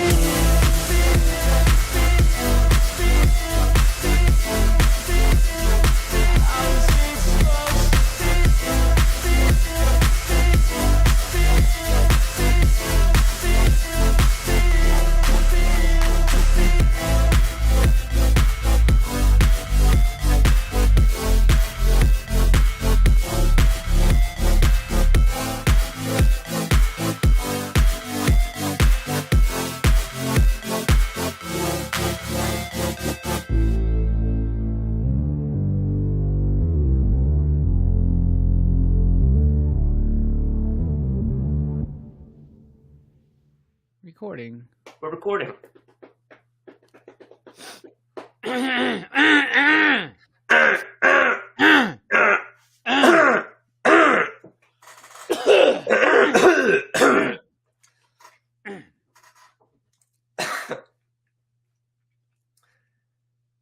Hey, gang. Welcome to...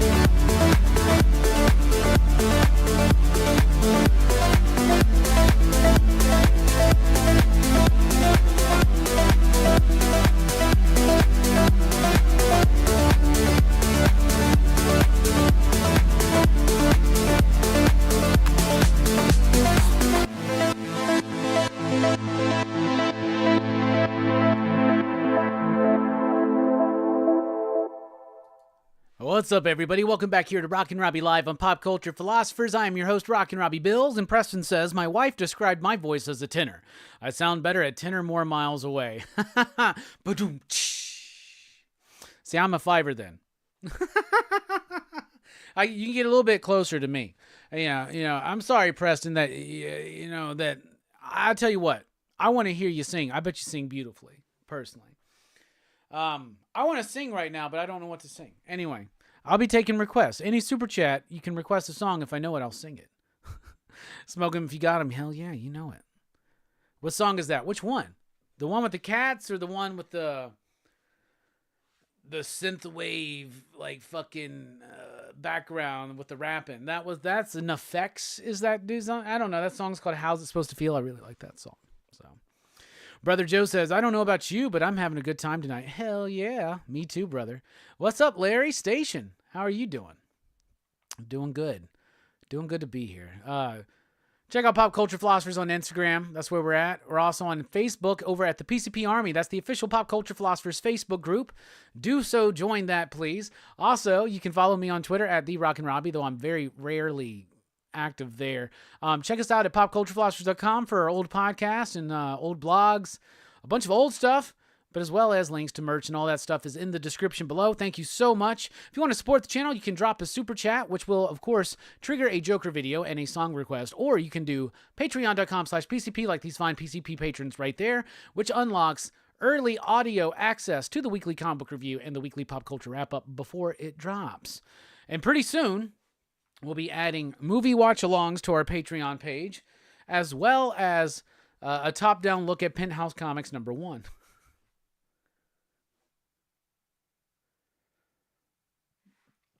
So what is Rob Liefeld up to? New creator-owned material. Right now, he's launching a book. It was like a Whatnot exclusive. Pissed me off. Like, Rob Liefeld, don't make it hard for me to... Like, what's his new book? It's got the blood something. Last Blood is what it's called. Last Blood #1. He only had 100 copies, and he put it out on Whatnot, and it sold out within minutes. I'd love to get a hold of a copy, but hopefully it will come back in some point in print, so that would be great. But that's what he's up to right now, and he's got one more, like, Deadpool work, I think, coming to be his last. Hey, Preston... Preston wants to hear me sing some more with Bohemian Rhapsody. All right.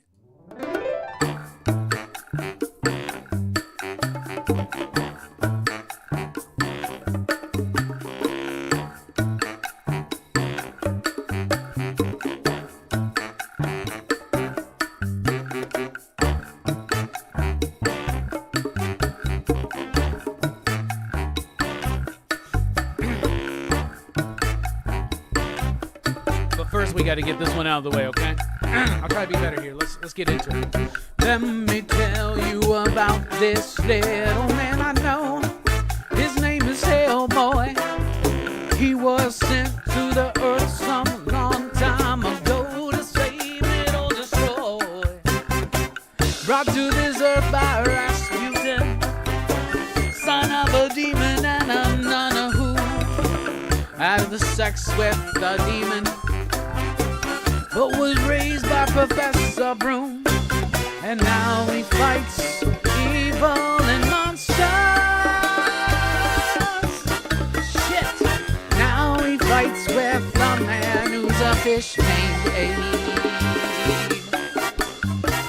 And now he fights with a fire starter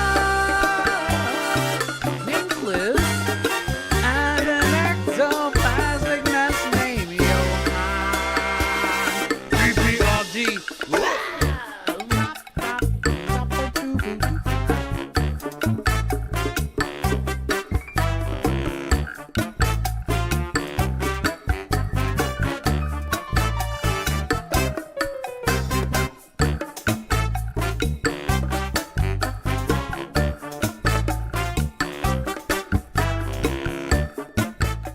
Is this the real life? Is this just fantasy? Caught in a landslide, no escape from reality. Open your eyes, look up to the skies and see. I'm just a poor boy, I need no sympathy, 'cause I'm easy come, easy go, little high, little low. Anyway, the wind blows doesn't really matter to me, to me. I need everybody's help here. Mama just killed a man, put a gun against his head, pulled my trigger, now he's dead. Mama, life had just begun, but now I've gone and thrown it all away. Mama, ooh, I didn't mean to make you cry. If I'm not back again this time tomorrow, carry on, as if nothing really matters. Too late, everybody, my time has come. It sends shivers down my spine, body's aching all the time. Goodbye, everybody, I've got to go. Gotta leave you all behind and face the truth. Mama, ooh, way the wind blows, I don't wanna die. I sometimes wish I'd never been born at all. I see a hold on. I see a little silhouette of a man. Scaramouche, can you do the fandango? Thunderbolt and lightning, very, very frightening. Flee, Galileo, Figaro, Magnifico. I'm just a poor boy, nobody loves me. He's just a poor boy from a poor family. Spare him his life from this monstrosity. Easy come, easy go, will you let me go? Nashmilia, no, we will not let you go. Let me go, Boshmilia, will not let you go. Let me go, Boshmilia, will not let you go. Let me go, will not let you, will me, let me, well, no.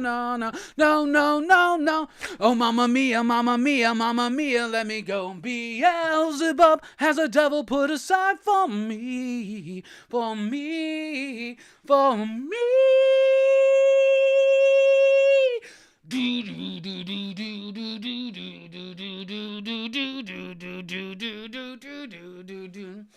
So you think you can stone me or spit in my eye?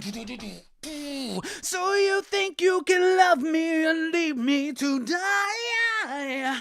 Oh, baby, can't do this to me, baby. And just gotta get out, just gotta get right out of here.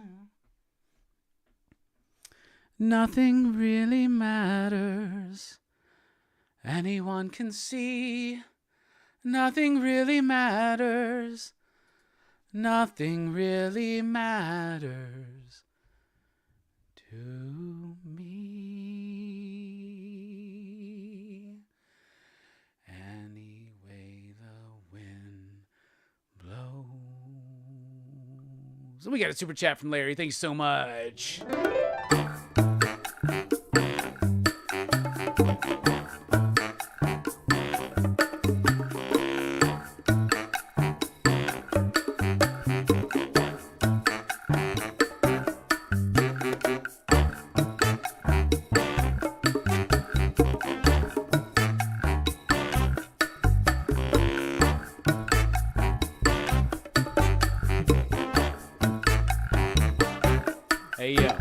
Yo, let me tell you about this motherfucker that I know. His name is Hellboy, but yo, he moved too slow, so we gotta bring in this motherfucker from the Mushroom Kingdom. Yo, we call this motherfucker Mario. Yo, he's walking around and he's sleeping about town, and he never slows down. He likes to clown around and pal around with everybody at the whorehouse on the corner of 9th and 10th, but he never brings dishonor to the ladies or the fellas that work at the joint. He's positively sex positive with all his might, and he rolls all night and he makes it through the day. Everybody knows that Mario, hey, is this his way? Hey! What the fuck was that? I don't know, but it works for me. All right, that was a little bit of a freestyle. Believe it or not, that was off the dome.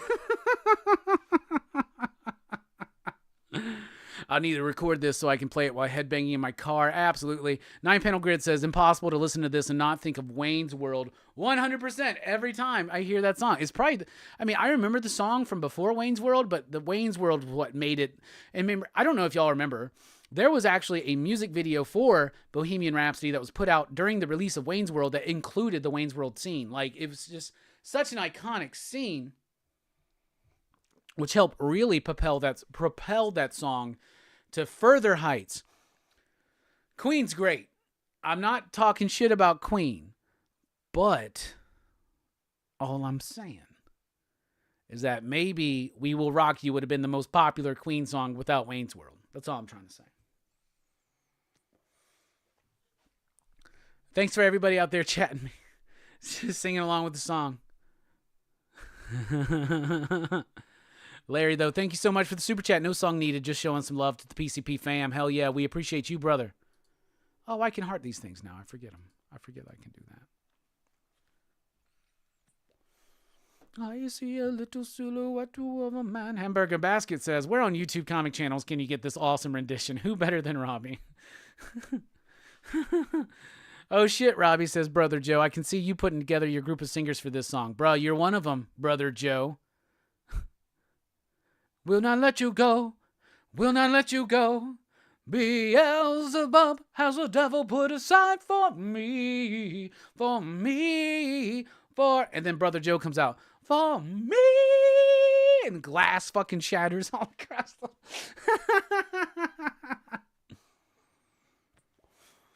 Oh, I'm making panties wet? Well, thank you, Verno. And Sledhead.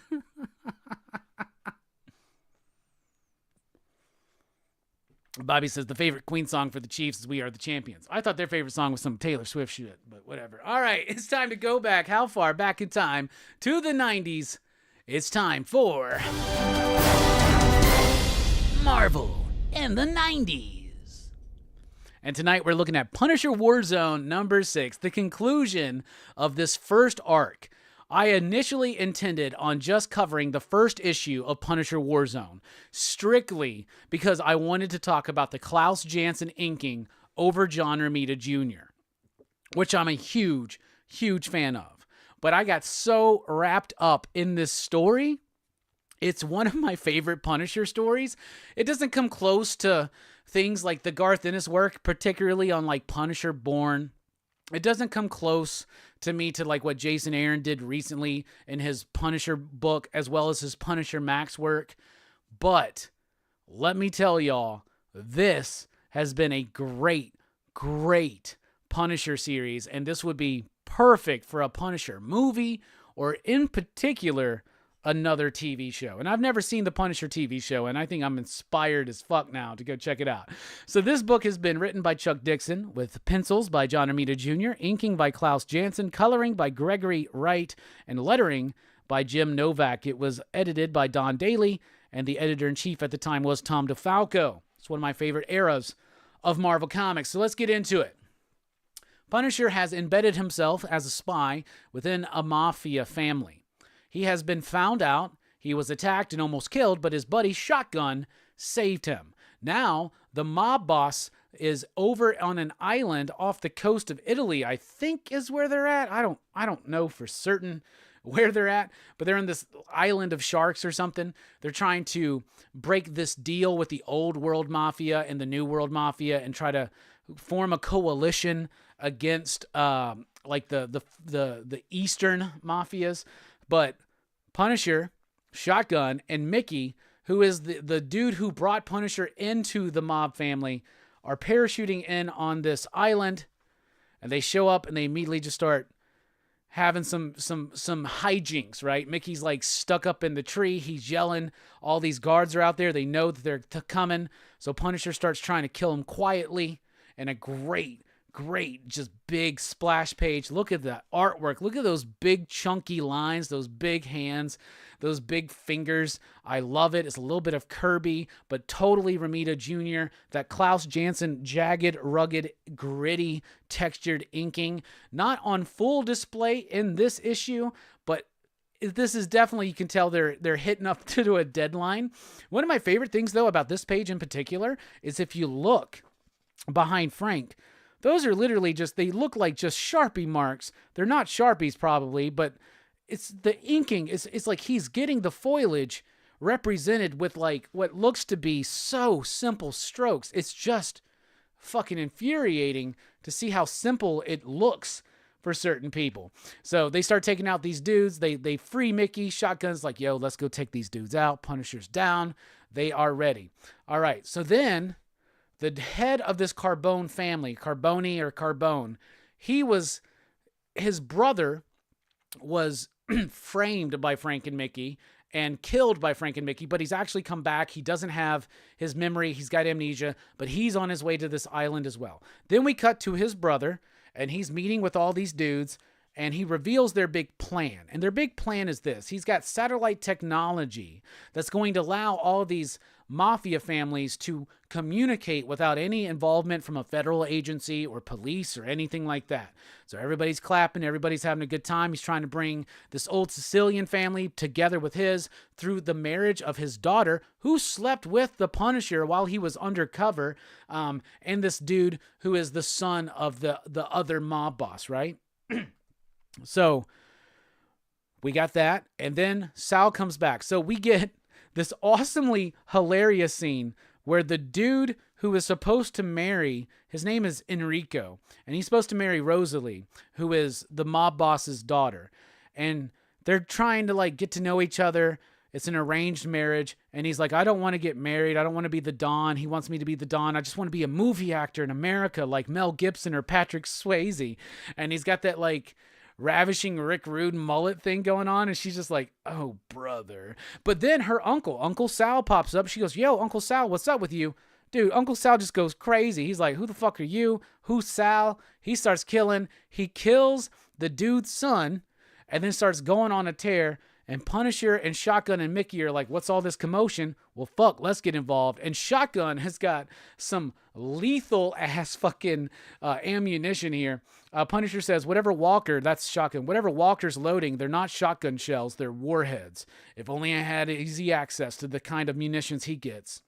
If wishes were horses. I guess we would all ride for free. Look at the coloring. Great use of the white. Right? This isn't white media. This is leaving coloring blank on the shotgun as it's blasting on that super intense hot fire. It shows you the intensity of the heat and the action. And this dude's just shooting this shit out of his shotgun and he's just blowing shit up. Like, what the fuck is that? So all this commotion's going on. And then all of a sudden, what is the dude who runs the Carboni family? Julius. Yeah, Julius. And then this other guy's like, is this how you protect your interests, Julius? Go find a bed to hide under if you're scared. You guys have milk in your veins. Nobody takes on Julius Carboni in his home. Ow, Daddy, it's Uncle Sal. Rosalie, what are you talking about? Why did he get British all of a sudden? She's like, yo, Uncle Sal's here. And he's like, yo, that's crazy. Salvatore's dead. And then the other dude with the eye patch, whose son was the one who got killed, the wannabe actor. He's like, my son's been killed. You will pay for this. And Julius gets so badass. On his big-ass fucking bracelet that he's got, he pulls out this shank and just stabs the fuck out of this dude. And he's like, nobody threatens me in my home. So then all this commotion breaks out. All these mobsters just start mowing the fuck out of each other. And Frank Castle's like, sounds like some commotion. So they go in there and they just start cleaning the fuck up. Look at that. Excellent use of the warm colors, showing the intensity of the heat, and then the cool coldness of Shotgun as he steps in, and those bodies are dead, and he's just like, you know what? It's not enough. Back to the fucking warm colors. Boom, boom, boom. Punisher and Shotgun, and even Mickey in the background, just tearing ass. Things are getting serious. They're just murking everybody, right? Mickey goes up to the dude who ordered his death. They hit on him. He takes his revenge, but Sal's still there too. Sal gets up involved. Julius is there. Punisher shows up. Julius has his daughter. He's like, leave the girl alone. She doesn't have to be a part of this. The art's not as good in this issue as it has been, but it does get the job done. So there's a confrontation. He thinks that Julius is going to be able to have a little bit of a heart towards his daughter. His mistake, he just fires on Frank. Frank gets hit. Frank, by the way, has been stabbed in the eye. This motherfucker's just hurt. He's just ready to get this shit over with, right? Guy runs away. He's trying to get away from Frank. Sal shows up. When Sal shows up, oh, no, there's more stuff before Sal shows up, right? Yeah, before Sal shows Sal is on his way. Punisher's doing his thing. This dude gets Punisher right there in the side. Everybody always gets stabbed in the side. You know what I'm saying? Punisher gets up, though, breaks this motherfucker's arm. There's a shark tank right there. Blood's getting into the water. The chick falls in there. Punisher pulls her out. Dude's like broken arm. He's up there on the side. That's when Sal shows up. Dives with him and his brother into the shark tank. Julius gets eaten by the sharks, horrifying his daughter. Sal gets out of the shark tank, comes after Frank. Frank shoots him right in the guts. He falls back into the shark tank. Chick is freaking out. Frank's like, you're good, but you're not that good. Because she's like, I loved you. I thought. He's like, you're good, but you're not that good. And Shotgun's like, you sure you want to leave this one alive? He's like, yeah, let's just leave her alone. He's like, your funeral, bruh. And then the censure, right? So they're like, yeah, Shotgun, can you get us out of here? He's like, yeah, I got a helicopter or something. We can get out. Then this Sal motherfucker's still alive. This dude has been shot and frozen, dropped into a frozen lake under there for like 4 hours. He survives. He gets amnesia. He comes after his brother, makes it all the way to this damn island, survives a gut shot from the Punisher, dived into the shark tank. He's like, the sharks ignored me.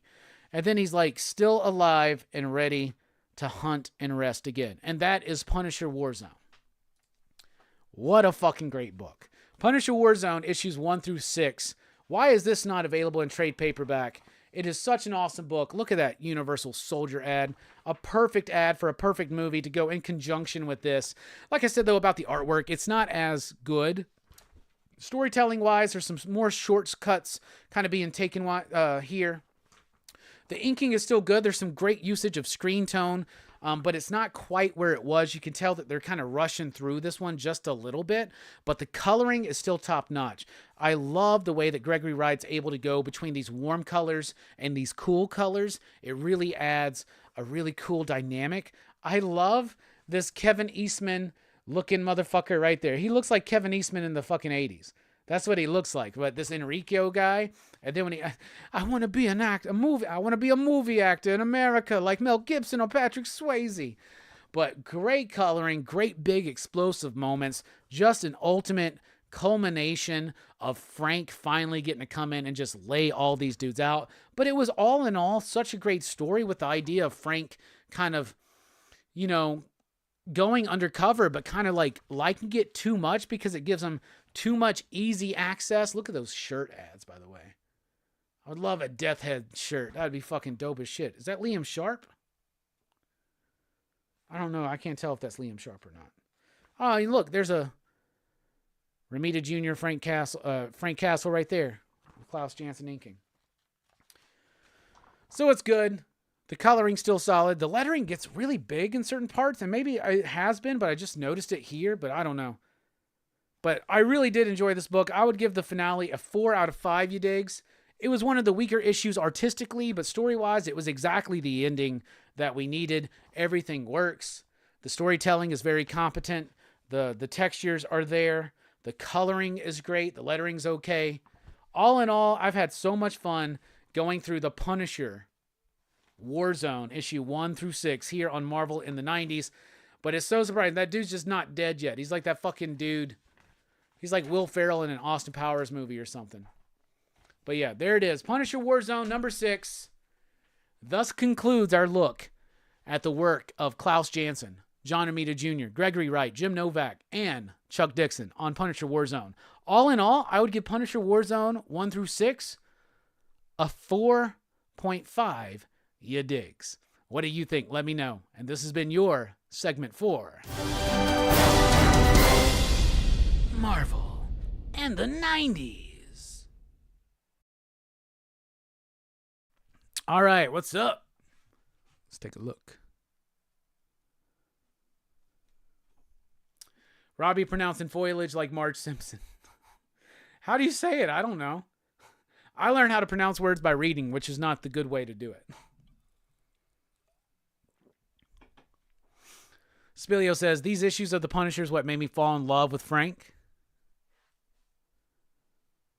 Such a tough Frank Castle drawn by JR, says Hamburger Basket. 9-Panel Grid says, seeing these Warzone issues has convinced me this is the second best JR work, just behind Man Without Fear.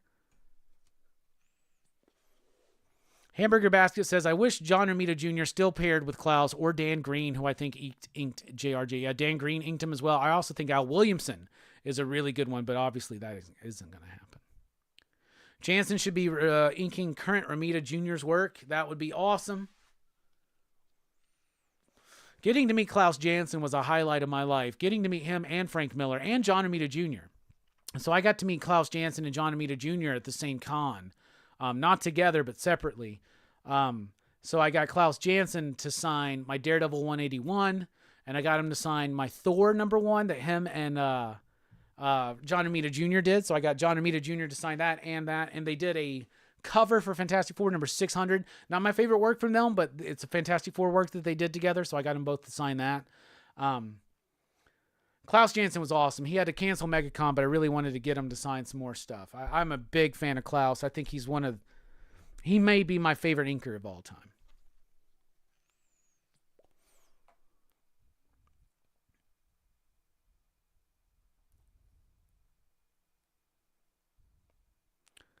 Chill Out Man says, Punisher 5, you digs?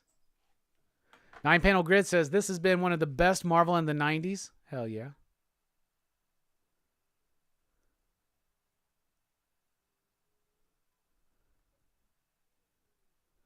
I see Verno saying agreed, E. Where's E at? I haven't seen him.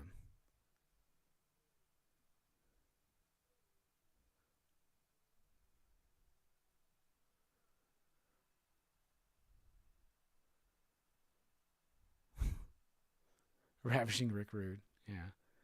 Why does Ravishing Rick Rude look like a fucking... Why does Ravishing Rick Rude look like Kevin Eastman in the fucking 80s?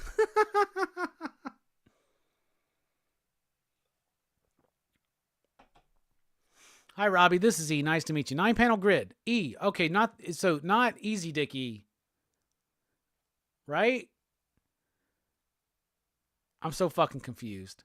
So, oh, you changed your name to 9-panel grid. What are you, fucking Tom King? Fucking Alan Moore? Is this Easy Dick? I need to know these things. I've been like, oh, dude, we got a new person in the chat. Yeah, it's Easy Dick. Oh, all right. All right, then, whatever. It's nice to meet you again. Ravishing Rick fucking Rude, man. That's just good. All right, a little bit of show and tell time. Let's do it. First up, I picked this up a couple weeks ago. This is kind of a sad book. I want to read it, but I kind of am too sad to read. I haven't even taken it out of it's in shrink wrap. Probably because it might have images from his movies, but it's Stuart Gordon's memoir, Naked Theater and Uncensored Horror. This is one of the last things that he was working on apparently, but it's by Stuart Gordon about his life, about his career. It's a memoir, and we lost this dude. I'm a huge fan of his work. I want to read this, but I'm kind of like, I don't know if I'm ready for it, to be honest with you. So, yeah, Two Guns right. You might as well change your name to Easy Dick. But yeah, there you go. If you're a horror fan, this is something I think you need to have in your library, right there. Choco's 26 and his wonderful wife sent me this in the mail. I've never seen this and never even heard of it, but this is Shelley Duvall's Rock in Rhyme Land. Perfect. We just talked about Shelley Duvall last night on our Shining review, but don't open it yet. Don't open what? This? Why? Was there weed in it or something? I've already opened this. Anyway. But yes, right here. So I got this. So I will definitely be checking this out and talking about it here on the channel. Two Gun Pedro sent me a really cool AOK for March Madness. I love that Two Gun Pedro always sends me a package for March Madness. He sends me one for Horror Fest, and he sends me one for Holiday Horror Fest. So as long as I keep doing horror films on Christmas time, I think I'm getting Christmas song. Sorry, I was talking about the book. Oh, yeah, gotcha. Thank you. Yeah, I'm excited to check this out, man. You tell your wife I'm really, really excited to check that out. I showed these off last night. I was wearing a shirt. It's in the other room now, but it's the Janet Jackson cover from Rolling Stone when someone's like holding their hands over the tits, but they put the Bride of Frankenstein head and it's Frankenstein's monster behind it. But he also got me this cool canvas print of Bride of Frankenstein, the movie poster, which is dope. Also this cool canvas print, Killer Clowns from Outer Space, which is dope. I got a few of these things now. Some other friends of mine got me a Nightmare Sisters one of these. And Brinky Stevens, Michelle Baer, and Linnea Quigley are going to be at a con in Knoxville, Tennessee called FrankenCon on my birthday. So I think we're going. He also sent me some VHS. Let's take a look at it. Got me The Long Kiss Goodnight. We've covered this on PCP Movie Night. It's one of our more popular videos, actually. Then we got Showdown in Little Tokyo. That's fucking awesome. The Untouchables. What a great movie. Total Recall. This is the one I'm probably the most excited for. The Ninth Gate, which is, I love this movie. That's a really good movie if you've never seen it.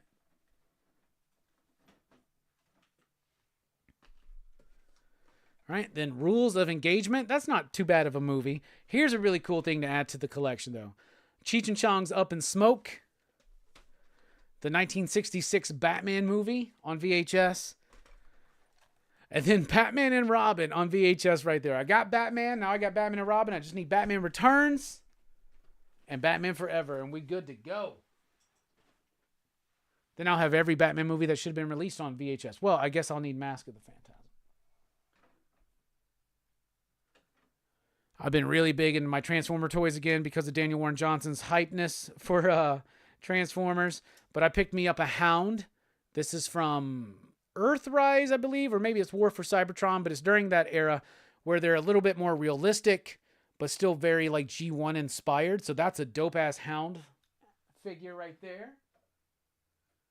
And Mike the Voice Matthews hooked me up with this. It's a piece for my vintage TMNT collection. This is Sergeant Bananas. And he is complete aside from his little dude. I don't have his little dude, but if anybody knows where I can get a little dude from him, for him, that's awesome. But yeah, got the gun with the little lizard, got the belt. That's super cool. This is one I didn't have when I was younger, so. And that's show and tell, which leads us directly to your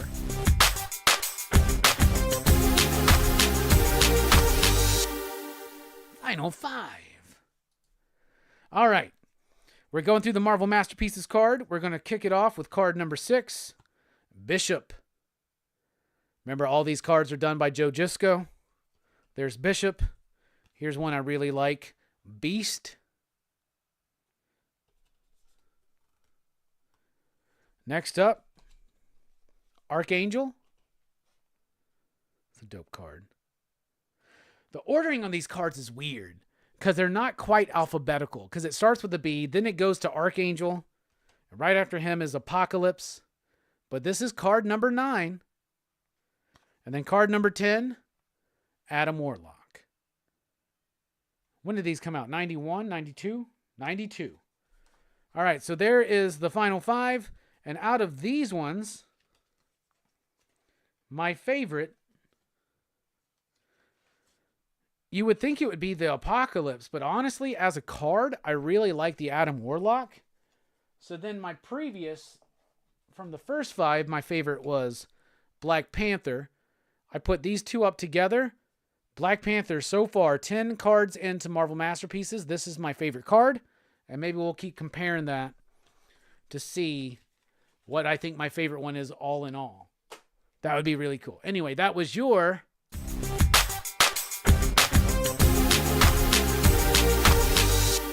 Final 5. All right, we're about to take off, but thank you so much for a great show tonight. This was great. I was feeling a little bit tired. I was feeling a little bit run down today, but y'all, we had a great show tonight. We talked about Dune 2. I loved it. Go see it. Go watch Dune. If you haven't seen it, watch Dune 2. Watch it in IMAX. It is 100% necessary. We talked about the top-down shows that we're going to be doing. Very, very pumped for that. We did Marvel in the 90s. We did the DC sneak peek, lots of stuff. Hey, Mary, what's up? You're so welcome. I'm sorry I missed this part. I went to check on one of the kiddos at the wrong time. We hope you like it. It's so unhinged. It's beautiful. Very excited to check it out. Anyway, we'll be back here for Rockin Robbie Live next Sunday night. We do plan on doing a show then. What will Marvel in the 90s be? I don't know. Who knows what we're going to be doing, but we'll figure something out. Batman, hopefully I can have time to break that back out. But tomorrow night, join us for the continuation of March Madness with the Invisible Man. On Wednesday, Manny is dropping his first March Madness video, The Duality of Good and Evil on Film, from silent to modern to elevated. Blood Splatter Chatter kicks off his March Madness cooperation with Possession on Thursday, and me and Dylan over at Dylan's Horror Show will kick off week 2 with Train to Busan. I'm about to go watch that movie right now. Very excited, y'all. Station, everybody. We appreciate it. Y'all been the best. Love you. Keep on reading, keep on loving, keep on living. Station, pop, pop, motherfucking boom.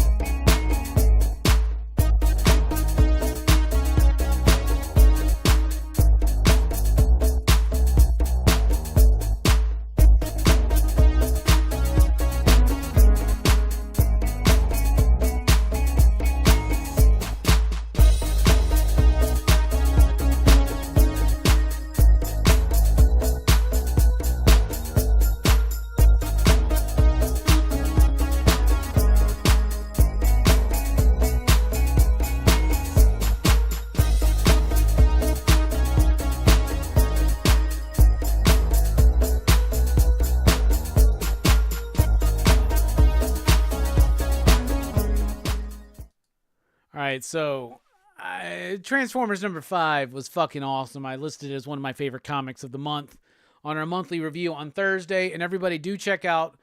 I haven't gotten the thumbnail yet, so I didn't have it lined up. Manny's working on the thumbnail. It's going to be great. But me and Fable having a one-on-one conversation here on the channel Wednesday night, 7 p.m. Central Time. It's going to be dope. But, and I'm sure one of the things we're going to be talking about is Transformers. But after reading Transformers number 5, I became an RC fan. So I had to snatch this up on Amazon for like $10. So I'm going to open this bad boy up. First RC figure I've ever had. So I got the Studio 86. Now I heard that it's not the greatest figure. I don't remember the term that my buddy Nate is a huge Transformers guy. There's a term for this where the transformation isn't super complex. It's just like there's a shell that you put over a figure. And they say that that's what's going on here. And you can see it on the back, basically. Her big backpack is basically her alt mode. But whatever, I don't care. I just need an RC in my collection. I love that these 86 figures come with these backgrounds. I need to start utilizing them, actually. Putting them up where I got my Transformers displayed, which is in the bedroom. So yeah, I've been waking up every morning. My Alexa device will play the Transformers theme by Lion. Something evil's watching over you. There's nothing you can do. And so I wake up, I get out of my bed, I walk straight over to my Transformers shelf, and I just look at my Transformers and listen to that song. So let's... Fuck, she like stretched herself out. Man, what the fuck? Alright.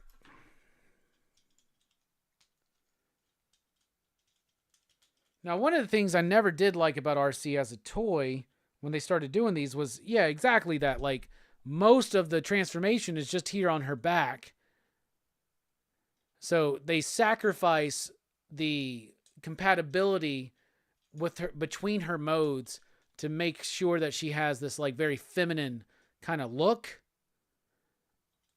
But I think she's going to look great next to my other Transformer dudes. Let's see what she looks like next to Shellformer. That's right. Thank you. She's definitely taller than Hound. But she's going to look bigger. She's probably going to look too big compared to some of those others, but I don't care. I need an RC. I don't know how to transform it yet, but it doesn't seem too complex. But yeah, there it is. She's got a little gun.